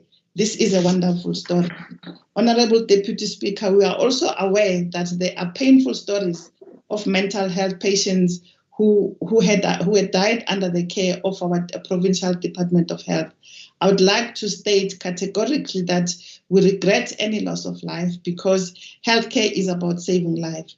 We grieve with families of those who had died in our health facilities and share their pain. Any death causes enormous pain and anguish among the bereaved families. As the Premier, I would like to assure the bereaved families that I will take all the necessary action to ensure that justice prevails. My view is that deinstitutionalization of mental health patients was the correct policy. Just read what you see there. It's not just read it properly. It's not was, it's with. My view is that deinstitutionalization of mental health patients with a correct policy could have been handled better. You may proceed. Please read what you see there. Okay, I await the findings of the investigation of the office of the... You didn't read that. Just repeat that. I'm not giving evidence. I was just trying to show you that please read what you see there. Don't put words into what is not there, please. My view is that the institutionalization of mental health patients with a correct policy could have been handled better. I await the findings of the investigation of the Office of the Health Ombudsperson so that we can hold the relevant people responsible and accountable. Should it be found that government officials have acted improperly and negligently, I will act negligently. Should it be found that government officials have acted improperly or negligently, I will act without fear, favor, or prejudice. This matter has caused pain and anguish. In the next 2 weeks, we will meet with the affected families. Thank you. Thank you. Right, Ms. Mahlangu, Yesterday, you entered into evidence your statement, LL1. I don't want you to repeat the statement, please. All I want you to do, as a ladyship provided you the opportunity yesterday, is to make your comments on specific points in that statement, if you have any, but please direct us to the paragraph that you're dealing with in each instance. So I'm going to provide you the opportunity on LL1 and then LL2, just to highlight the comments that the ladyship you are entitled to make. Which what's the name of starts on LL1 is your statement that was made to the Commission of Inquiry, to the arbitration that was held before Justice Moseneki. Is there anything that you wish to highlight in that statement? Where does she find that that document? If you can refer her to the page. Yes, but for the sake of everyone. I beg your pardon, my lady, I'll provide it now. For the sake of her and everyone, yes. My lady, it's 52334. Is the front page of that, and then I'll give you the page. LL2. Is it LL2, my LL3? lady? No, is the warning statement? Is it the warning statement? No, my lady. It's LL1 is the statement I'm referring to. LL2, the warning statement, my lady, which we'll get to later, is 1675. But right now we're starting at the first statement, LL1, which is 52334 and following. Yes, I got that. Thank you, my lady.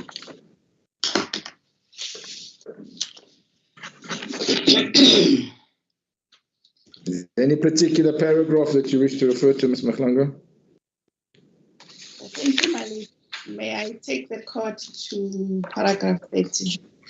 Paragraph? 30. 30. Yes, my lady.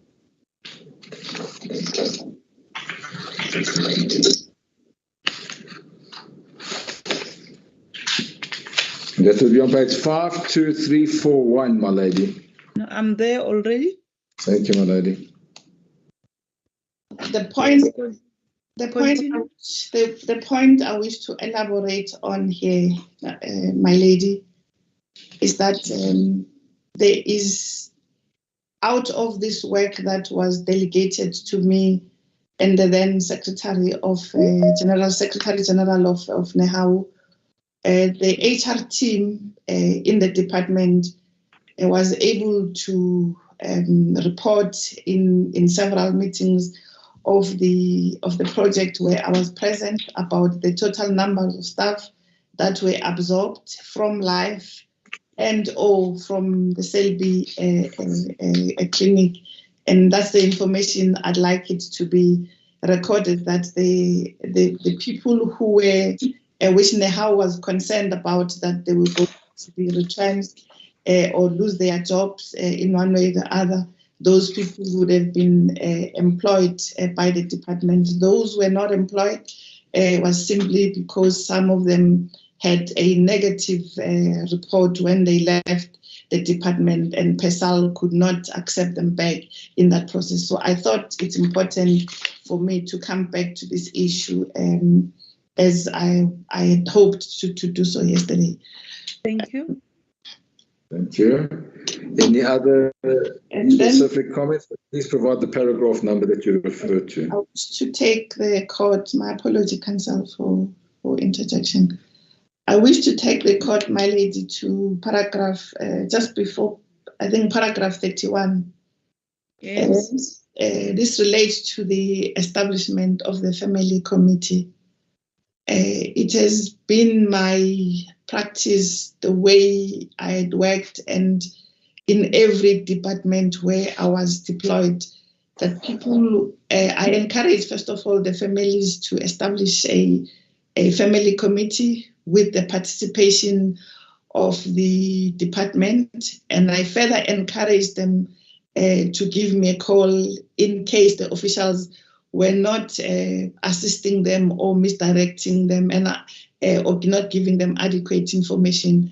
I further asked them to go to the NGOs and visit the NGOs with the officials, and where they were not pleased with the NGOs, I further encouraged them to call me and report that they were not, their views were not listened to by the families. And I think that's an important element. And the feeling at the time about providing the mobile number was that I thought it was important for any citizen of our province, in this instance, the mental health family members of the mental health care users, to be able to get hold of me as and when they needed to have a conversation to raise one concern over the other. And I think this is really was about me giving assurance to them that the issues they raised with me about uncertainties when I had a meeting with them, and the concerns that the place where at Waverley where I went was very far. For some of them were coming all the way from Pretoria to come to Germiston. And I said to them, whatever concerns you have, I am here to assure you that as a political head of the department, if you have concerns, the officials are not listening to you, please, by any time of the day, you should be able to call me. If I may then proceed, my lady, to paragraph 36. The way government does not have resources that are infinite. At least that's how I understand the budgetary constraint. Therefore, mobilizing the public to support the work of the department was not new in the way I had to work with the team, whoever I worked with throughout my life. Going to 702 when I was interviewed about this matter specifically, when I requested through John Robbie's show that we should be ask the public to donate pajamas and tracksuits and all of that, it wasn't recognizing that I know South Africans have a very a kind spirit of generosity to be able to be mobilized to come to assist whenever. And another example I will give, my lady, is that there was a time in the department doctors didn't have stethoscopes. You'll ask, but this is the Department of Health, how can the department not have stethoscopes? But they did not have some of them. And I spoke to Discovery. I can't remember exactly who, but some of the senior guys at Discovery then, they donated stethoscopes and they brought them to the department. And I asked the HOD to make sure that the hospitals where we had recorded that there were challenges of stethoscopes, those are delivered in the respective departments. And I can mention other things in this regard, but for the purposes of this court, I'll leave it there. And then the question, may I please move, my lady, to paragraph 39.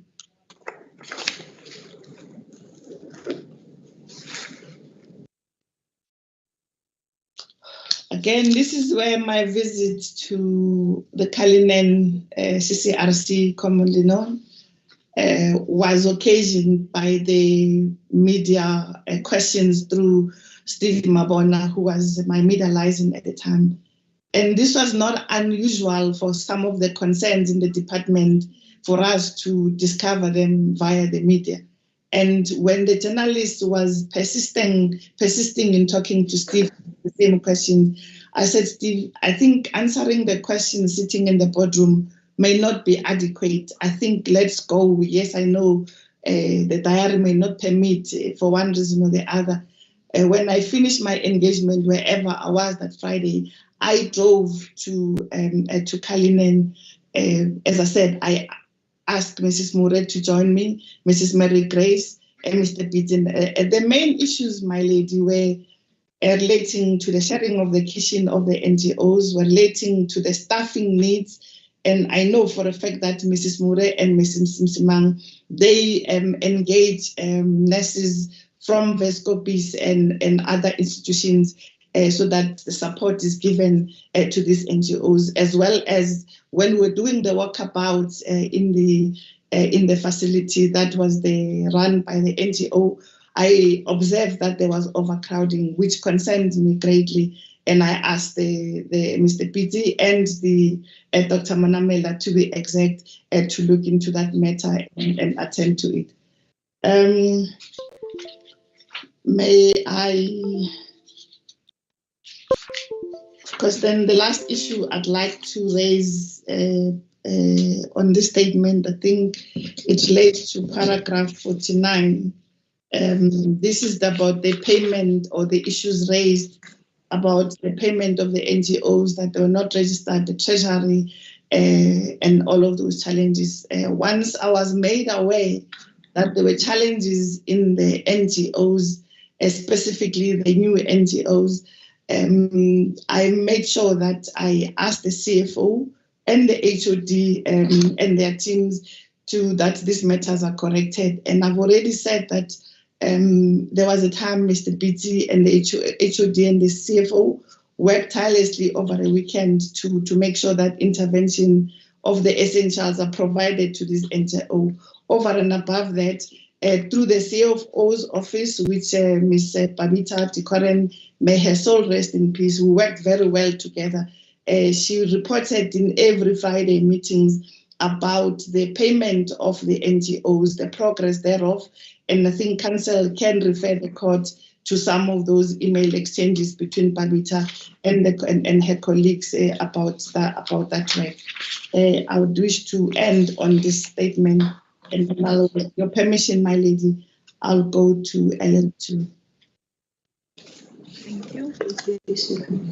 My lady, the emails that the witnesses referred to have been uploaded, my lady, at page 52378 through to page 52387, my lady.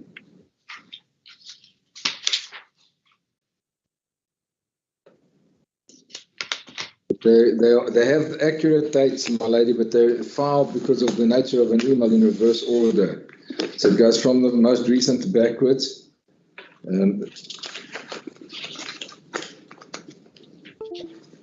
So your ladyship will see if one has regard to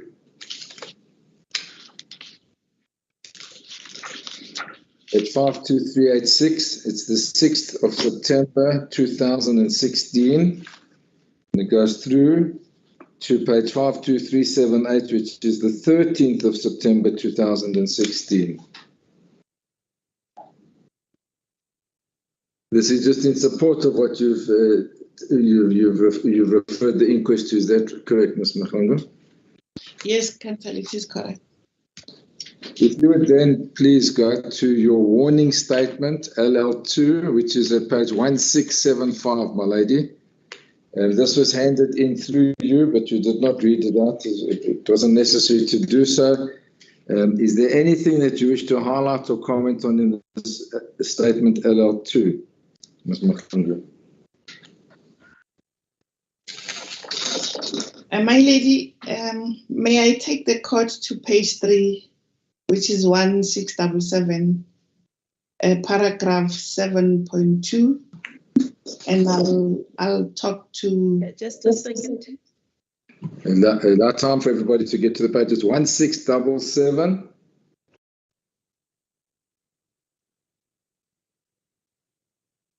Yes, I'm there. This paragraph talks about deinstitutionalization, and I'd like to specifically deal with the issue of how the department managed or how the information was shared with me relating to where the mental health care users were going to be taken to after being taken out from the life institutions. Initially, I was given a report, my lady, and there is a huge document which talks about or is a correct version of all the answers I have ever given to the Gauteng Provincial Legislature. And the initial questions that were asked from me by members of the legislature about where the mental health care users were going to be taken my first answer to those series of questions. At tea break, at lunchtime, my lady, I'll just go through that document and check if indeed they appear in case line or not, so that the court can have a full sense of what I'm talking about.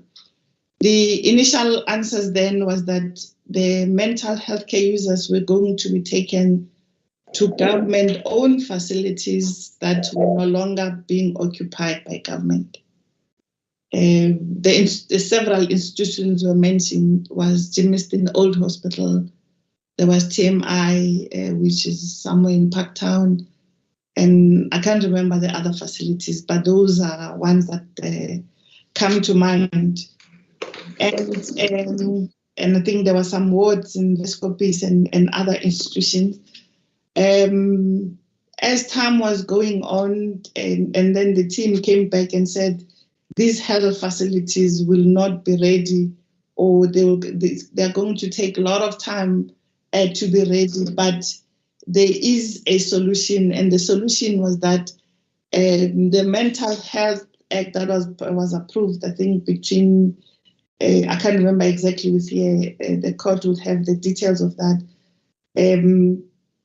was talking to the issues of deinstitutionalization. Therefore, the Gauteng Provincial Department of Health had already started with deinstitutionalization long before I came.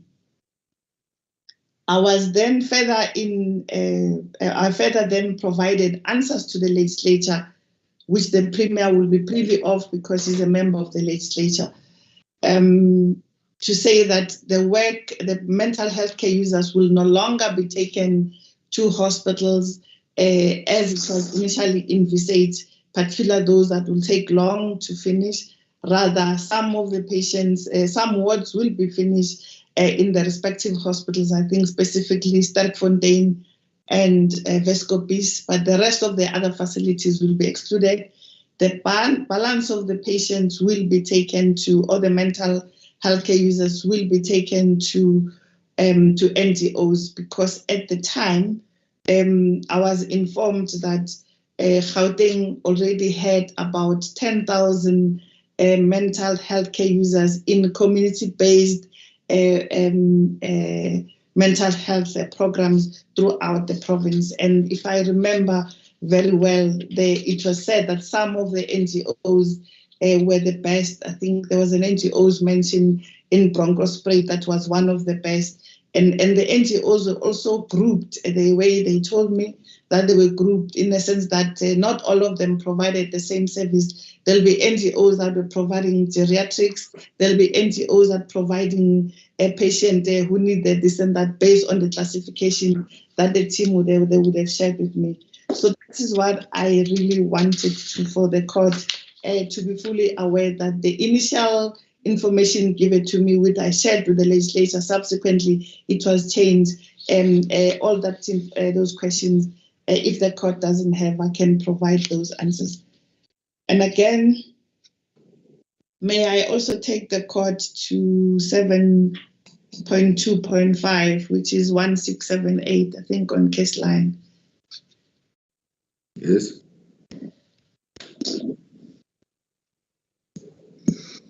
With your permission, my lady, when the request was made that the contract cancellation will not be feasible to be concluded by the 30th of March, then we gave the extension of up to the 30th of June, and there was never an indication on anyone that the further 3 months extension would not be sufficient. And this is also confirmed by the fact that Mr. Musonegi, in his own documents before this court, has already shared with the court that he did not, or the team under him and through him and the HOD, did not come to request for further extension simply because the Mental Health Directorate It's all under Mr. Msonoki's documents, gave him an indication that they will be able to complete the work of the project within the timelines as it was further granted. And this one minor issue I need to mention, that I think Dr. Manamela mentioned it in one meeting, I can't remember exactly which one, when she said one of the problems that was the longer it took for the department to complete the move, it was not good for the mental health care users because the quality of care was deteriorating at the life institutions. On the basis of that, I think this affirms the point that Mr. Msonoki made in the documentation before this court. Thank you. And then in paragraph 9.1, relating to the project committee and its subcommittees, as I was trying to indicate earlier, my lady, was that meetings and throughout my existence, participation in the provincial government as the MEC, I would ask the team to come brief me, or they will request the meeting through my office. And I met with the project team whenever I was available. And that is important because if you look at what the Premier speech, the roles and responsibilities that I was assigned to over and above all other things I had to do, it was virtually impossible for me to meet with the team every 2 weeks. And I had full confidence, my lady, to the team. And the point I made yesterday, and I wish to repeat it because for the sake of emphasis, the period under review, which is 2014 to 2017, the department had embarked on 2 other projects before the Life Esidimeni contract. And I think in the answers to the legislature, there's interaction with the members of the legislature who were commending the work done by the department in the movement of patients from the old Nataspreit Hospital to Telemukharane. They move at least 500 patients in one day, from neonates to to children who were admitted in hospitals, to mothers who were pregnant, to anybody. They move all of those categories in one day seamlessly, and there was not even a single incident in that. And Mr. Msonoki was at the helm of that project. Okay. The second project led was the Selby project. Here, the patients, the project team was working together. Mr. Msonoki still being partly lead of the project, and they worked with all other officials, including the heads of internal medicines of the affected hospitals. We're referring to Selby, which is Matrege, Chrisane Paragonal, Helen Joseph, and Helen Joseph. So they worked together with all of them in ensuring that the process was smooth. Not even once the reports they gave me suggested that there were problems, and I believed them and I trusted them and I had full confidence in them. That project went without any difficulties. Then the third project, same team more or less, with the various individuals. We're adding district teams, which is your chief directors from the 5 districts, that is Tshwane, Ekurhuleni, Esidimeni, Johannesburg, as well as Western. So those were the teams added here. And later on, I think Dr. Park from Sterkfontein, he's a psychiatrist, was added together with the CEO of Sterkfontein. And Dr. Madikwe, he was from Tara, he was added in the team together with the CEO of that hospital. And there was the CEO of Vescopis, I can't remember, I think it was Mrs. Mabena, and Dr. Sogudela, who was also a psychiatrist. and I think Kalinen was represented by somebody. So at any given point in time, whenever it was necessary to add members of the team so that the work of the team can be enhanced and that the patient care is not compromised under any circumstances, that work that I assisted in guiding the team, even when they needed the issues of infrastructure were being raised by our DDG, then was responsible for infrastructure. I said to them, I will ask the MEC for the infrastructure to make sure that the team from infrastructure comes to the meeting. So the long and short, my lady, I met with the officials as and when I was available, but from time to time, when they needed me to guide or to get other department or other senior officials to join the team, I did not hesitate to support them because I had full confidence in the team and the work that they've done, simply because Mr. Musunoche in particular had done other work in the province relating to the movement of patients that related to patient care. Paragraph, I'm moving on to 1682.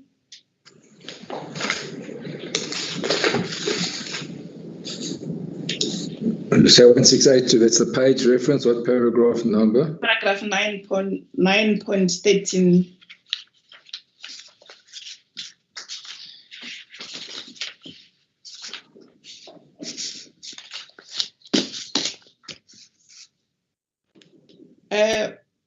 Once the mental health care users were all placed in the different NGOs, it is in the record and the chronology we've gone through. Dr. Manamela then presented the report to say, okay, there and there we need to do this as based on what the report was saying. And I said to them, I think we need to further mobilize other stakeholders to come on board. I wrote a letter to the Telecom Foundation. I spoke to the CEO of Telecom then, and he directed me to speak to my request to the Telecom Foundation. And I also spoke to the CEO of ITC then, and I subsequently wrote a letter to them. The request was simply saying to them, can you come to the party through the money you put aside for social corporate responsibility, that those resources be directed at supporting the work of the department, namely to help the facilities where the mental health care users have been placed, to create like a multi-sports facilities so that the mental health care users can have ample or have a lot of opportunities for them to be active in those areas. Telkom came back and said they cannot assist, but the ITC came to the party. As anyone can go to Sterkfontein today and they will find the donation that was made and by the ITC. They constructed a beautiful facility. I haven't seen it, but I was told that that was completed subsequently to my departure, because I wrote these letters in 2016, but ITC came on board and said, yes, we are keen to help. And that facility was constructed on the basis of the request done. Why did I do that? In my view was that when we say we deinstitutionalizing and we taking the mental health care users to facilities that must help to stimulate and help them to live independent life. And we've all seen how nowadays Olympic different types of sporting activities worldwide, even there's World Cup to that effect. So I thought that it's important for the mental health care users to have such opportunities and be able to spend time in facilities that can help them to be stimulated and improve their healthcare and their lives for the better. I think those are the things, my lady, that I wished to conclude, to mention from the things that I had wanted to raise yesterday when I was presenting. Thank you. Okay, thank you. Ms. Mhlanga, you heard testimony in this inquest of a fraudulent license that had been placed behind the door to mislead you. Do you have any comment in that regard? Council,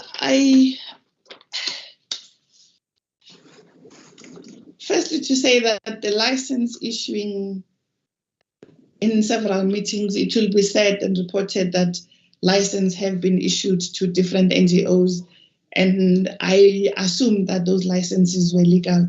Specifically to the license you're referring to, I had no knowledge that the license was put behind the door for the purposes of concealing that it was a license meant for another NGO. So I had no knowledge of licenses being issued fraudulently to different people, because, as I said, Dr. Manamela and her team has been doing this work for the longest of time, and I had no reason, no doubt, to believe that they will not be in a position to do what is right in the eyes of the patients, but also in just doing the ethical things, because medical professionals, even the nurses, they take oaths. And my understanding, those oaths are binding in terms of people's conscience. And I've often made an example that my profession, the economics, I wish there was an oath like that for economists, but there isn't. But the people I worked with are people of authority with a lot of ethics in terms of their profession and study. And I had no reason to doubt that, or to believe or to suspect that the license will be, they can issue licenses to another NGO and give it to another NGO for the purposes of just wanting to comply and pleasing me. Had I known about that, I would have acted decisively. Did you play any role in the issuing or approval of licenses for any of these NGOs? I played no role, my counsel. I played no role at all whatsoever. Until the age I was informed by Professor Mahuba that there was a problem with the licenses, and I said to him, but the HOD assured me that Dr. Manamela has been signing the licenses. Before that, I did not know much about that she was not supposed to have signed those licenses. Again, you were informed by the HOD that Dr. Manamela has been signing the NGO licenses as long as has been issuing or issuing licenses to NGOs for the longest of time. So I had no doubt, the reason to doubt that. Okay. Just hold it there. As your ladyship, please.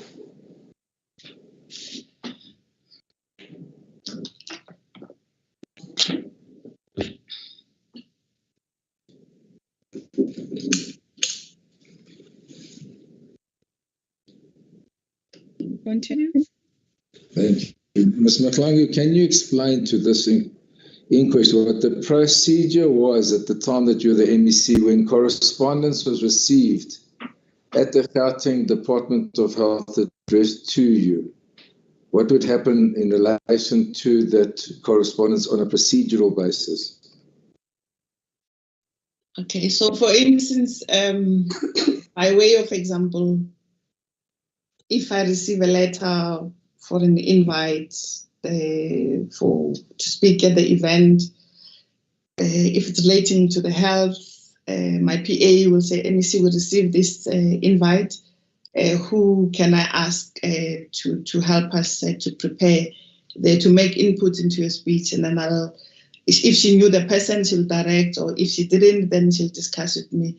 If it's related to the invites or it related to the correspondence about matters relating to the departmental work, or whether it's HIV and AIDS, or it is the orthopedic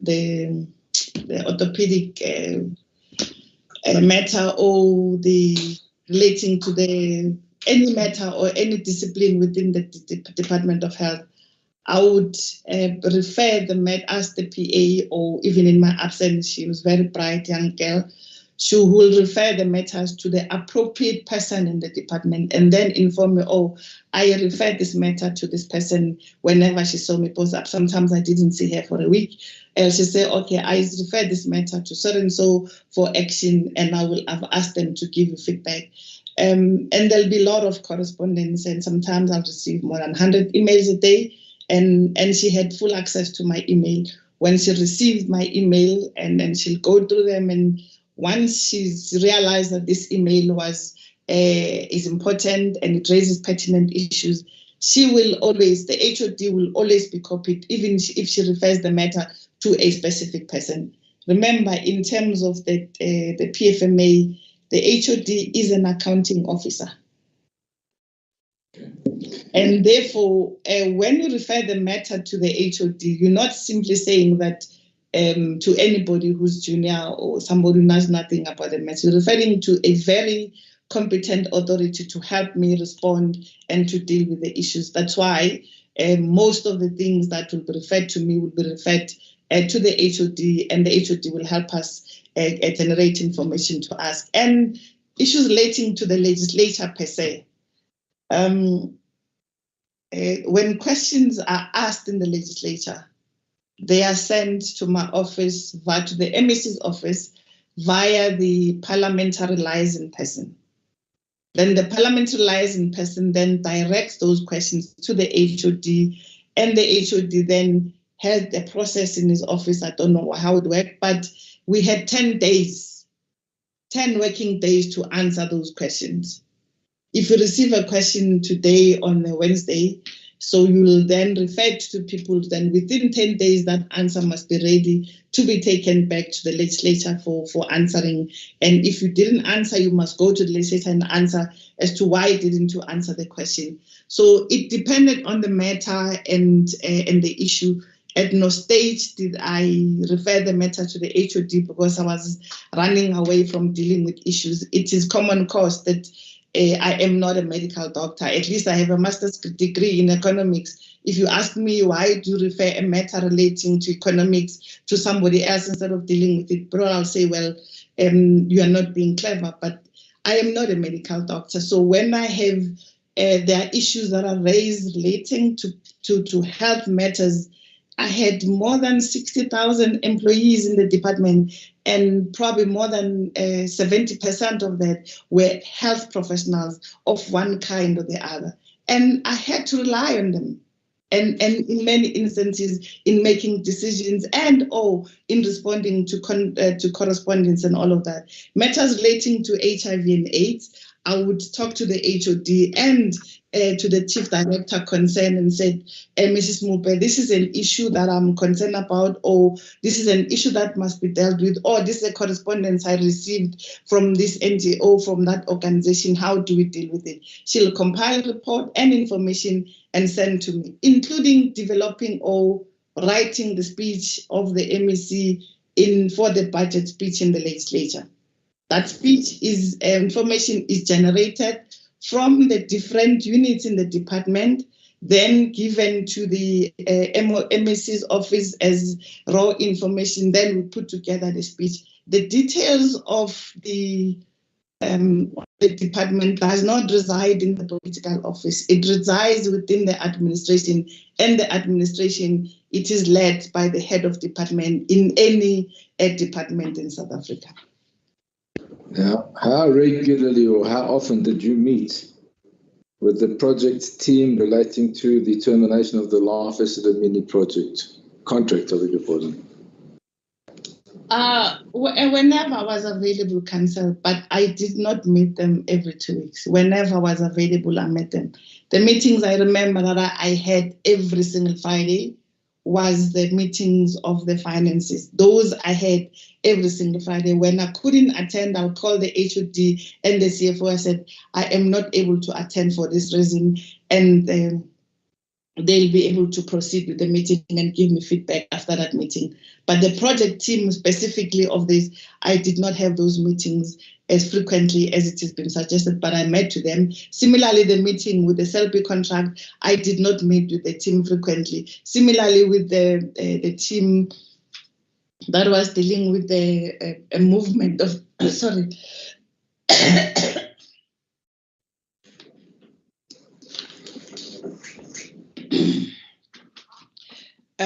the movements of the patients from the old natal spread to the new natal spread, I did not meet with them every day. And by way of example, when I met with the team and there were problems, I'll endeavor to make sure those problems are resolved. When we were preparing to open the hospital, the Natal Spirit Hospital, there was a timeline, my lady. And the Premier said, within 100 days of after being sworn in, I want to open the hospital. And the team worked flat out to open that. And there was an issue about equipment that were not available. And the stories were just, today you hear this, today you hear that. I said to them, why don't you just take a plane and go to Germany and get this equipment? It was 9 hours away. So, but in the end, they were able to get the equipment in South Africa on time. The hospital was open. So I met with the team whenever it was necessary.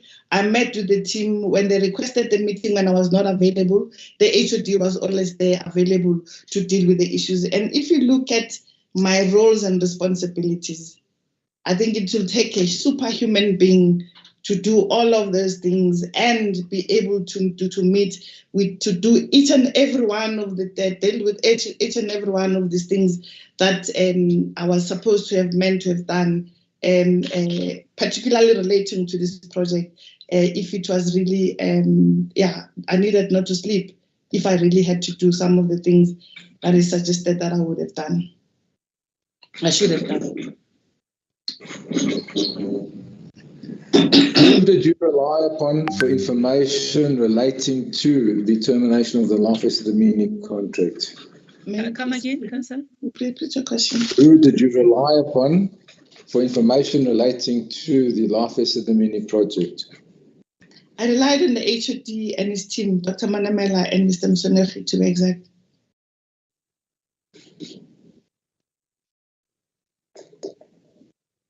My lady, would this be an appropriate time to take the lunch adjournment? I do believe that I am almost completely intent to the testimony this afternoon, my lady.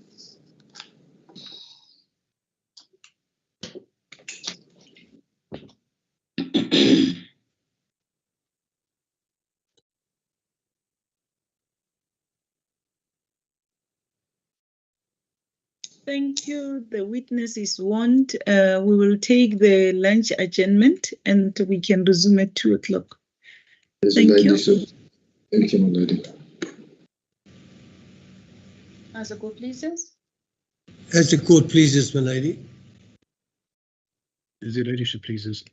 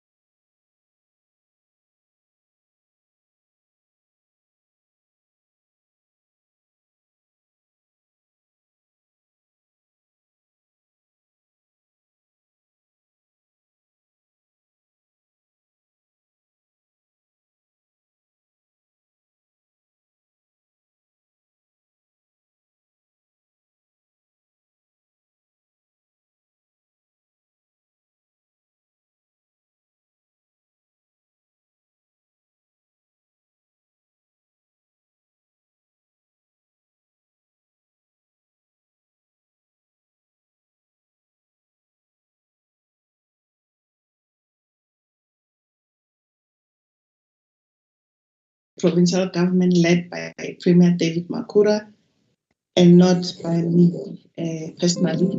And I was part of that team when the decision was made. Therefore, I know that the implementation process was the responsibility of the Department of Health, and I carry no personal authority to have been able to have so much power to make such decisions on my own. Thank you. Thank you, my lady. I have no further questions.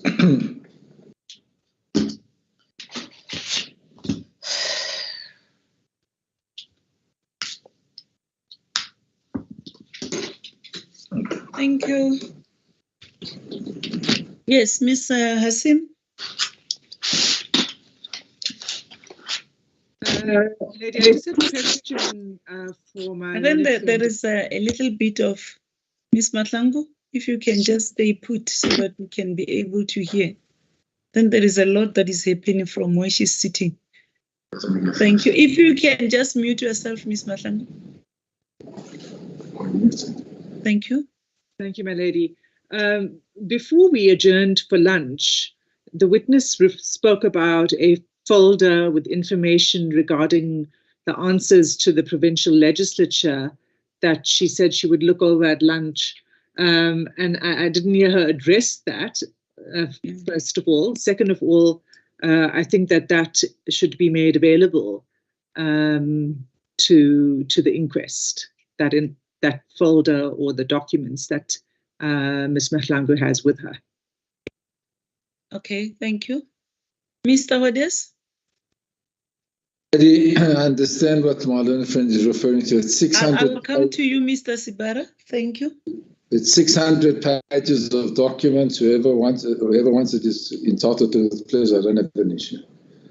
We don't believe it takes the matter further, and it comprises of 600 pages. Yes, before I note Mr. Sibara, Ms. Hasim, would you want to respond to this? Yes, my lady. If the witness is going to be referring to the documents, then it must be made available. And then it has to be made available. Thank you, my lady. That's it, yes. Is there a way the document can be made available to the inquest, Mr. My lady, yes, can I hear Mr. Late first? Sure.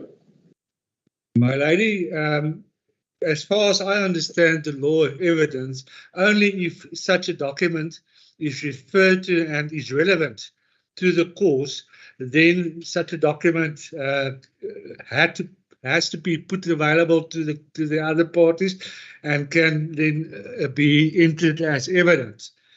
Yes. I submit that if they have got the documents electronically, I don't know whether they have, such can be made available at the request of the people who want to have a look at it. But as far as I understand the law of evidence, only when it forms part of a person's evidence, the mere possession thereof doesn't make it admissible as evidence. It must be part of the evidence of that person, as well as it must be relevant to the matter. Yes, but how will she know, Miss Hasim? My lady? Yes. We are not on a fishing expedition here. Correct, yes. If there is evidence that emanates from those documents, of course, then it can be put to the possession of the court. But if she doesn't testify from them, doesn't have them in front of her while testifying, nobody has the right to access to any document a person has. It must form part of the evidence, and then it can be handed in. You can't go on a fishing expedition regarding every single document that a person has in his possession.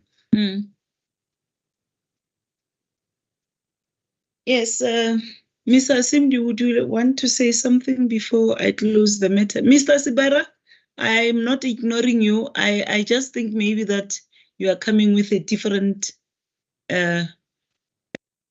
topic, in not necessarily in relation to the document that. Are you raising another issue? Does it relate to the very same document that is being discussed? Huh? It is. Oh, okay. Let us give you a chance before Ms. Hasim responds. Thank you, Malid. The witness commented that she has a huge document. I think that is the very same document we are talking about. The relevancy and the irrelevancy of the document becomes difficult to determine at this stage because the document, we don't know what the document is contained in the document. It might not be relevant to her, but it might be relevant to us and even to the inquest court, my lady. As it pleases the court, my lady. Ms. Hasim? My lady, yes, first of all, this is not a fishing expedition. We didn't know about the existence of this. We only asked, I'm raising it because the witness herself referred to it and said she wishes to speak to it. So that's the reason. It's not a fishing expedition. If it's not going to be relied upon, then there's nothing for us to see. And as far as relevance goes, I agree with my learned friend, Mr. Sibara. We can't know until we've seen it. Thank you, my lady. Yes, Mr. van Bergen. Thank you, my lady. Perhaps just on a different but related topic. I don't know if Mr. Late has perhaps has had an opportunity to speak to Colonel Ditaba about the thank you so PBC minutes. The one dated the 14th of October. I think it's the 13th of November, my lady. I may be wrong with the date. No, I think it was it not there were two dates. One was the other November. One we have them. That was the 26th of, is it November? Is it 26th of November? And I think. And the other one? I think in some sense it's the 14th of November. 2016. 2016. Is it for? Sorry, 2014. 2014. Yes. 14 November 2014. As your ladyship. No, that's not Mr. Late. My lady, according to the records, the meeting was held from the 11th to the 13th of November. And I don't have any records of the minutes. There's only a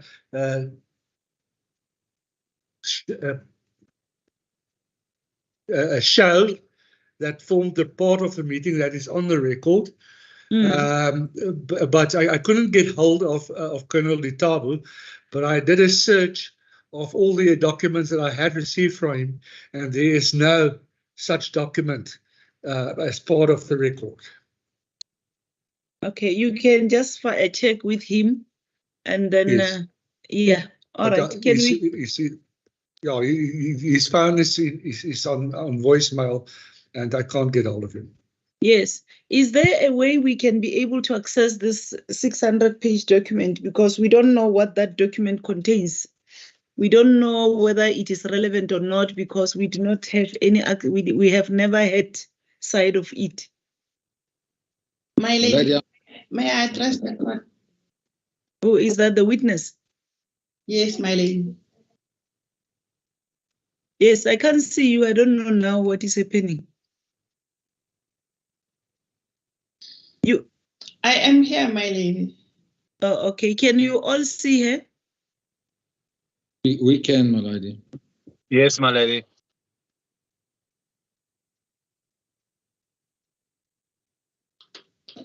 My lady, I can't see her or your ladyship.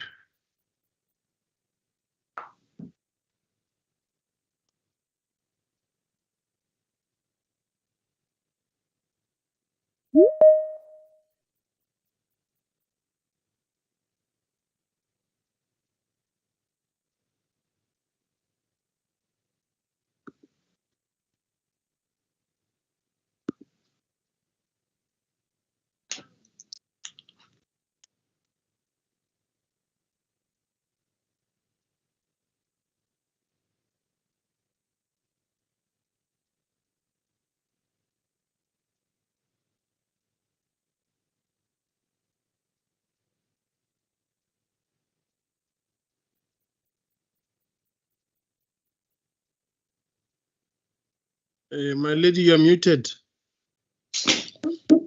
Ms. Mahlangu? My lady, the document I referred to contained speeches and questions and answers to the legislature I had given from the period from 2009 to 2016 December. Maybe what will be necessary that I go through the document and isolate those that are relevant to this matter, and then I'll hand over them to my counsel. But I can do that only this evening, and then I hand it to my counsel tomorrow. You say it contains speeches from 2009 to 2014? Yeah. My speeches, the speeches and questions and answers to the legislature that are made from the period of 2009 to 2016. That's why it is such a long document. Okay. Thank you. So what Mr. Sibari? Okay, finish. What I'm requesting, if the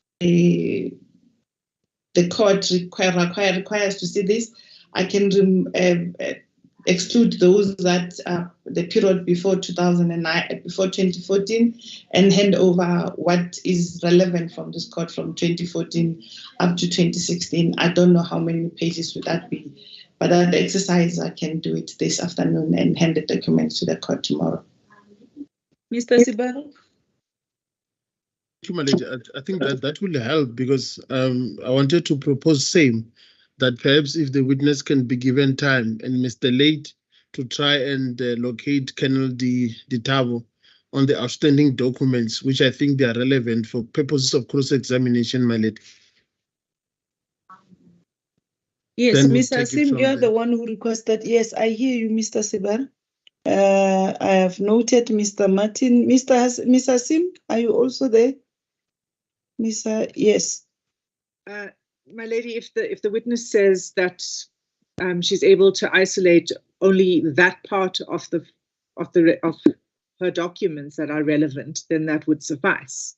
Okay. If she's intending to rely on it, and if she thinks it's relevant, so that would be sufficient. I would think. My lady, I just wanted to point out, since I've got the platform, that Lieutenant Colonel Ditabo is in this meeting. He's one of the participants. So maybe Mr. Late is having difficulty. It's fine. Let's leave that to Mr. Late. Yes. I saw there is Mr. Martin and Mr. Pinar, Mr. Late. The witness can just step aside. It's okay. Just for now. There's no need for you to leave the meeting, Ms. Mahlangu. Mr. Martin? My lady, just to point out, if there is going to be a sudden flurry of documents uploaded, and I can't speak to whether or not they are relevant and how Mr. Hodes would wish to deal with them once they are uploaded, but there is a prospect that he may want to talk his witness through them. I don't know if that is in fact the case, but I am concerned that if we were to start cross-examining the witness today, that once the documents are uploaded tomorrow... Yes, I will deal with that, because, yes. Remember, the issue of this document was raised just now after the lunch adjournment. I think the court will deal with that. Perhaps it's even better that it has been dealt with before she finishes with examination by Mr. Hodes.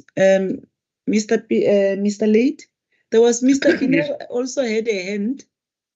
I don't know whether he would prefer to go before you. Mr. Late is welcome, my lady. I have no objection. Okay, that's fine. Mr. Late? I agree, my lady, with the proposal regarding Ms. Mahlangu sorting out the documents that are relevant and then put them to my availability, and I will then upload them if necessary.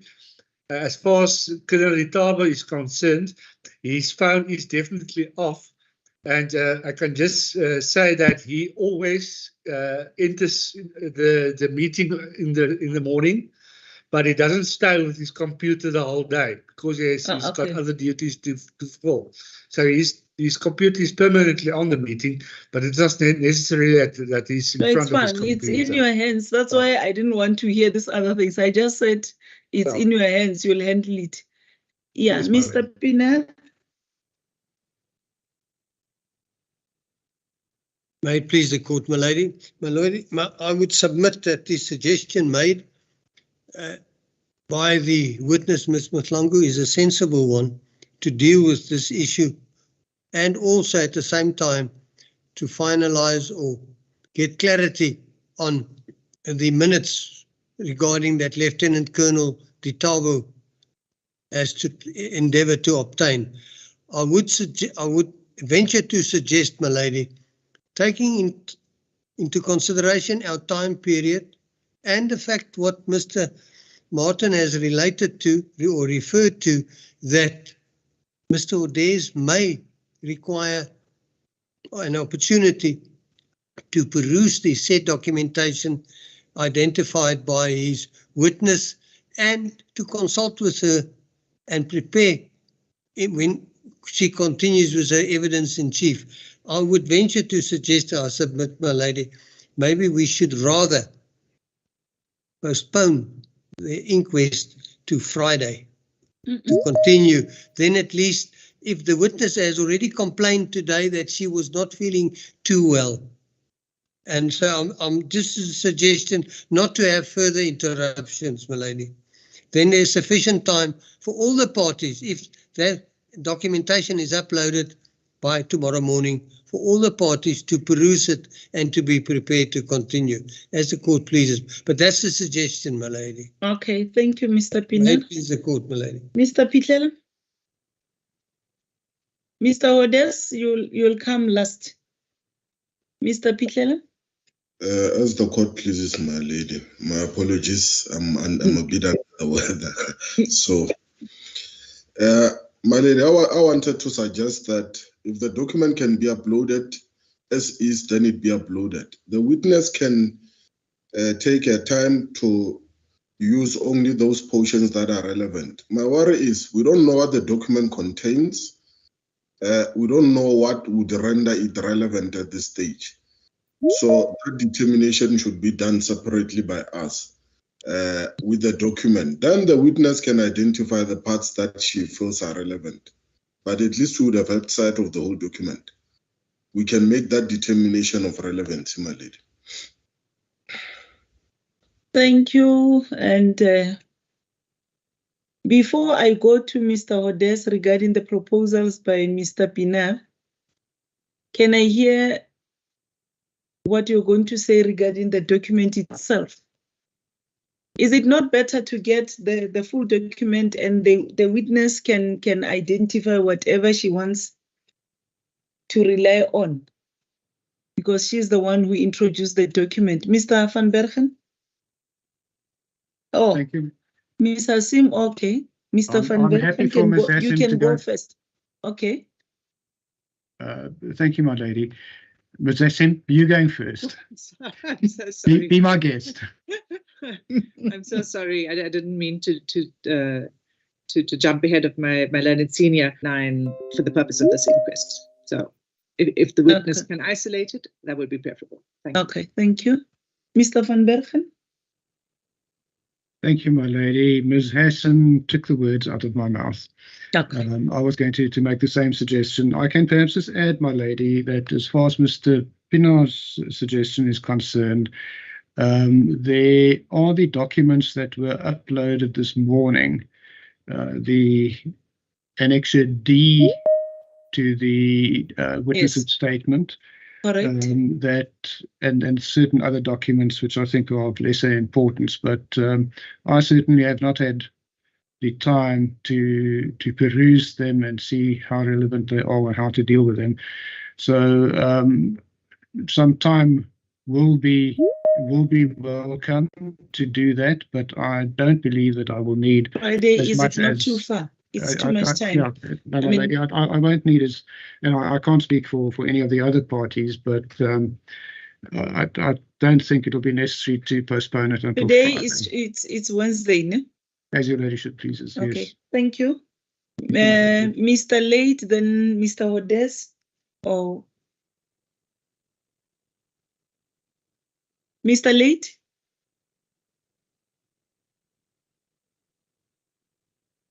Thank you, my lady. What I meant with a fishing expedition is that if all the documents are put and everybody can just peruse them at their will and use them like they want, but of course, if it's done in a way that the witness had suggested and Mrs. Hassim agreed with, then it's not a fishing expedition. Then it will can be relevant in the circumstances. So I would suggest that is the correct way to go. I don't need. There's no need to upload the whole. Are you saying there's no need to upload the whole document? The witness can deal with what she finds relevant.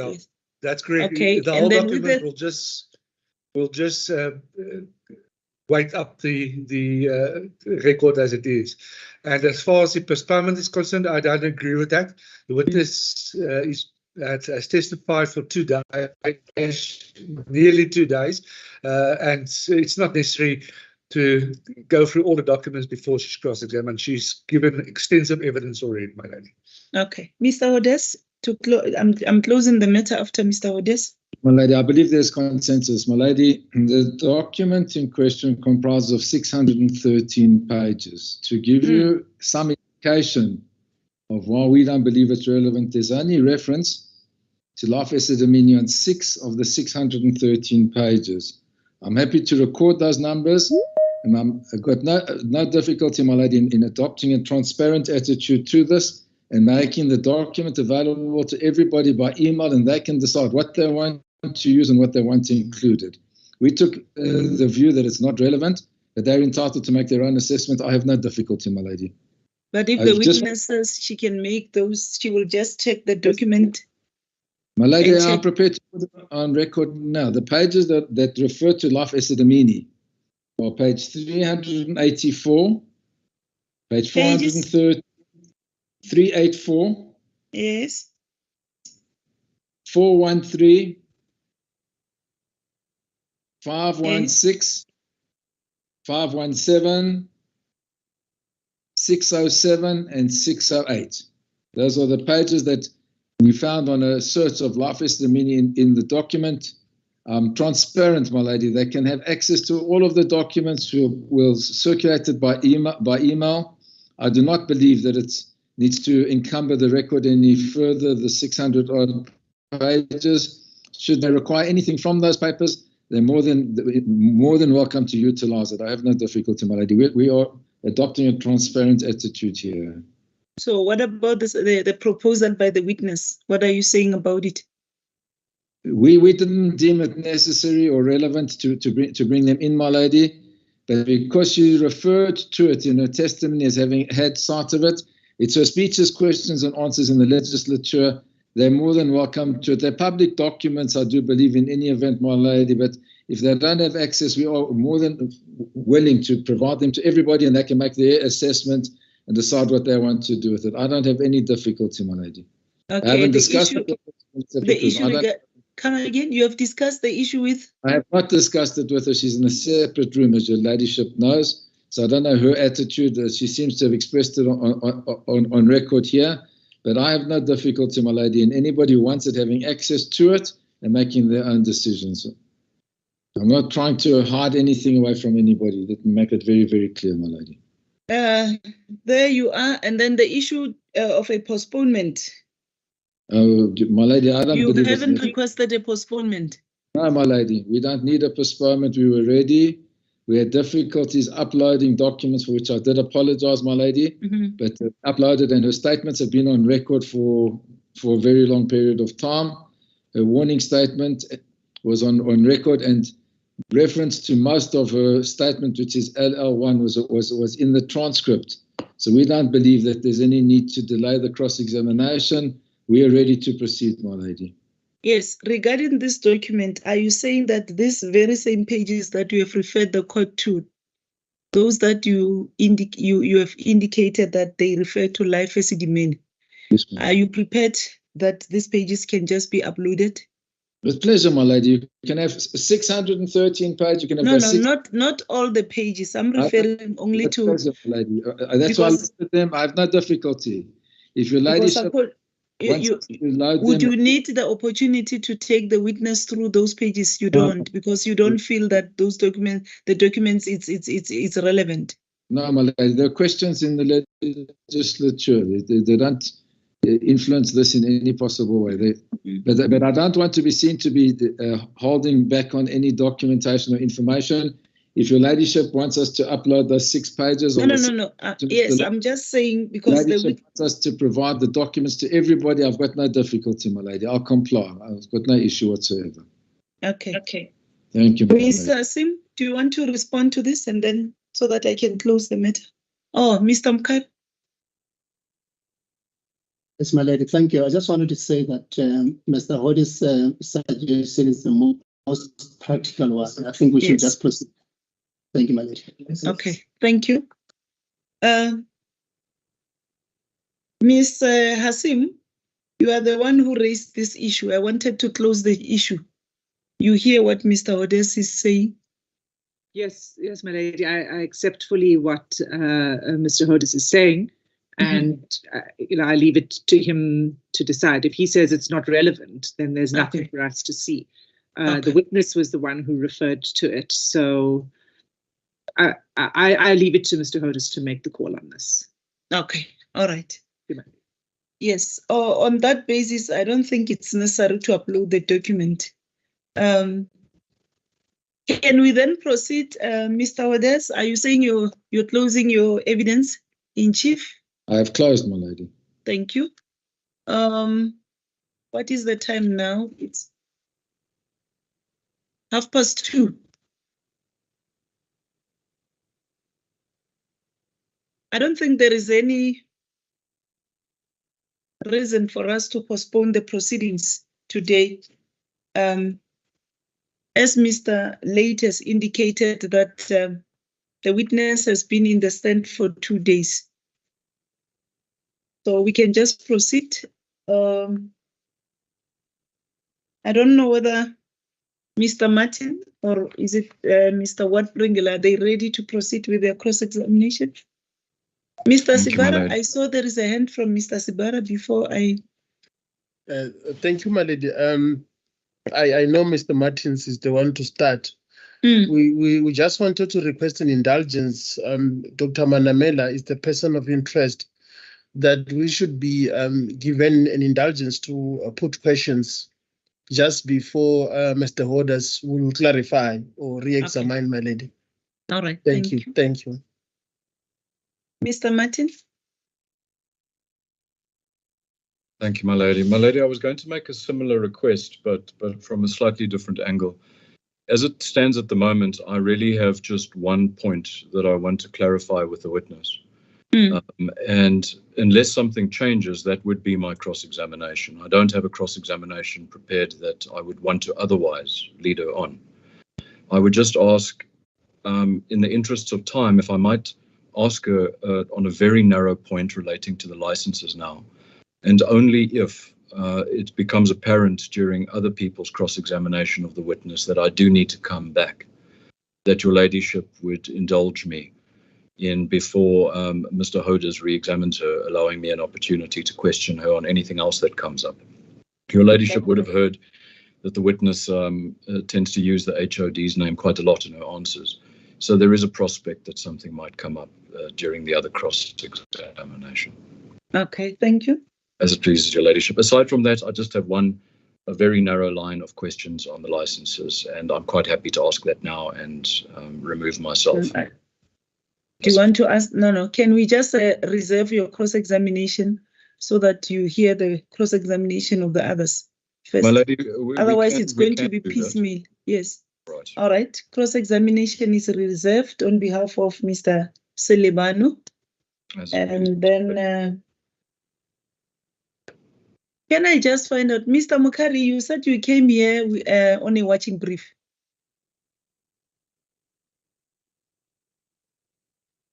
Yes, my lady, it was to listen to the evidence of this witness, but I'm happy to allow the families to cross-examine him. Then if there will be any questions that I may ask, then I may ask after that, but it will be very limited. But I'm happy to allow the families and the Life Esidimeni to come first. Okay, thank you. Thank you, my lady. Mr. Pinar?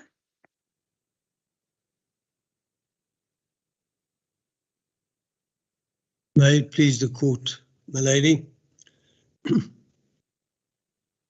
I am going to request an indulgence, my lady, that I commence with my cross-examination tomorrow morning.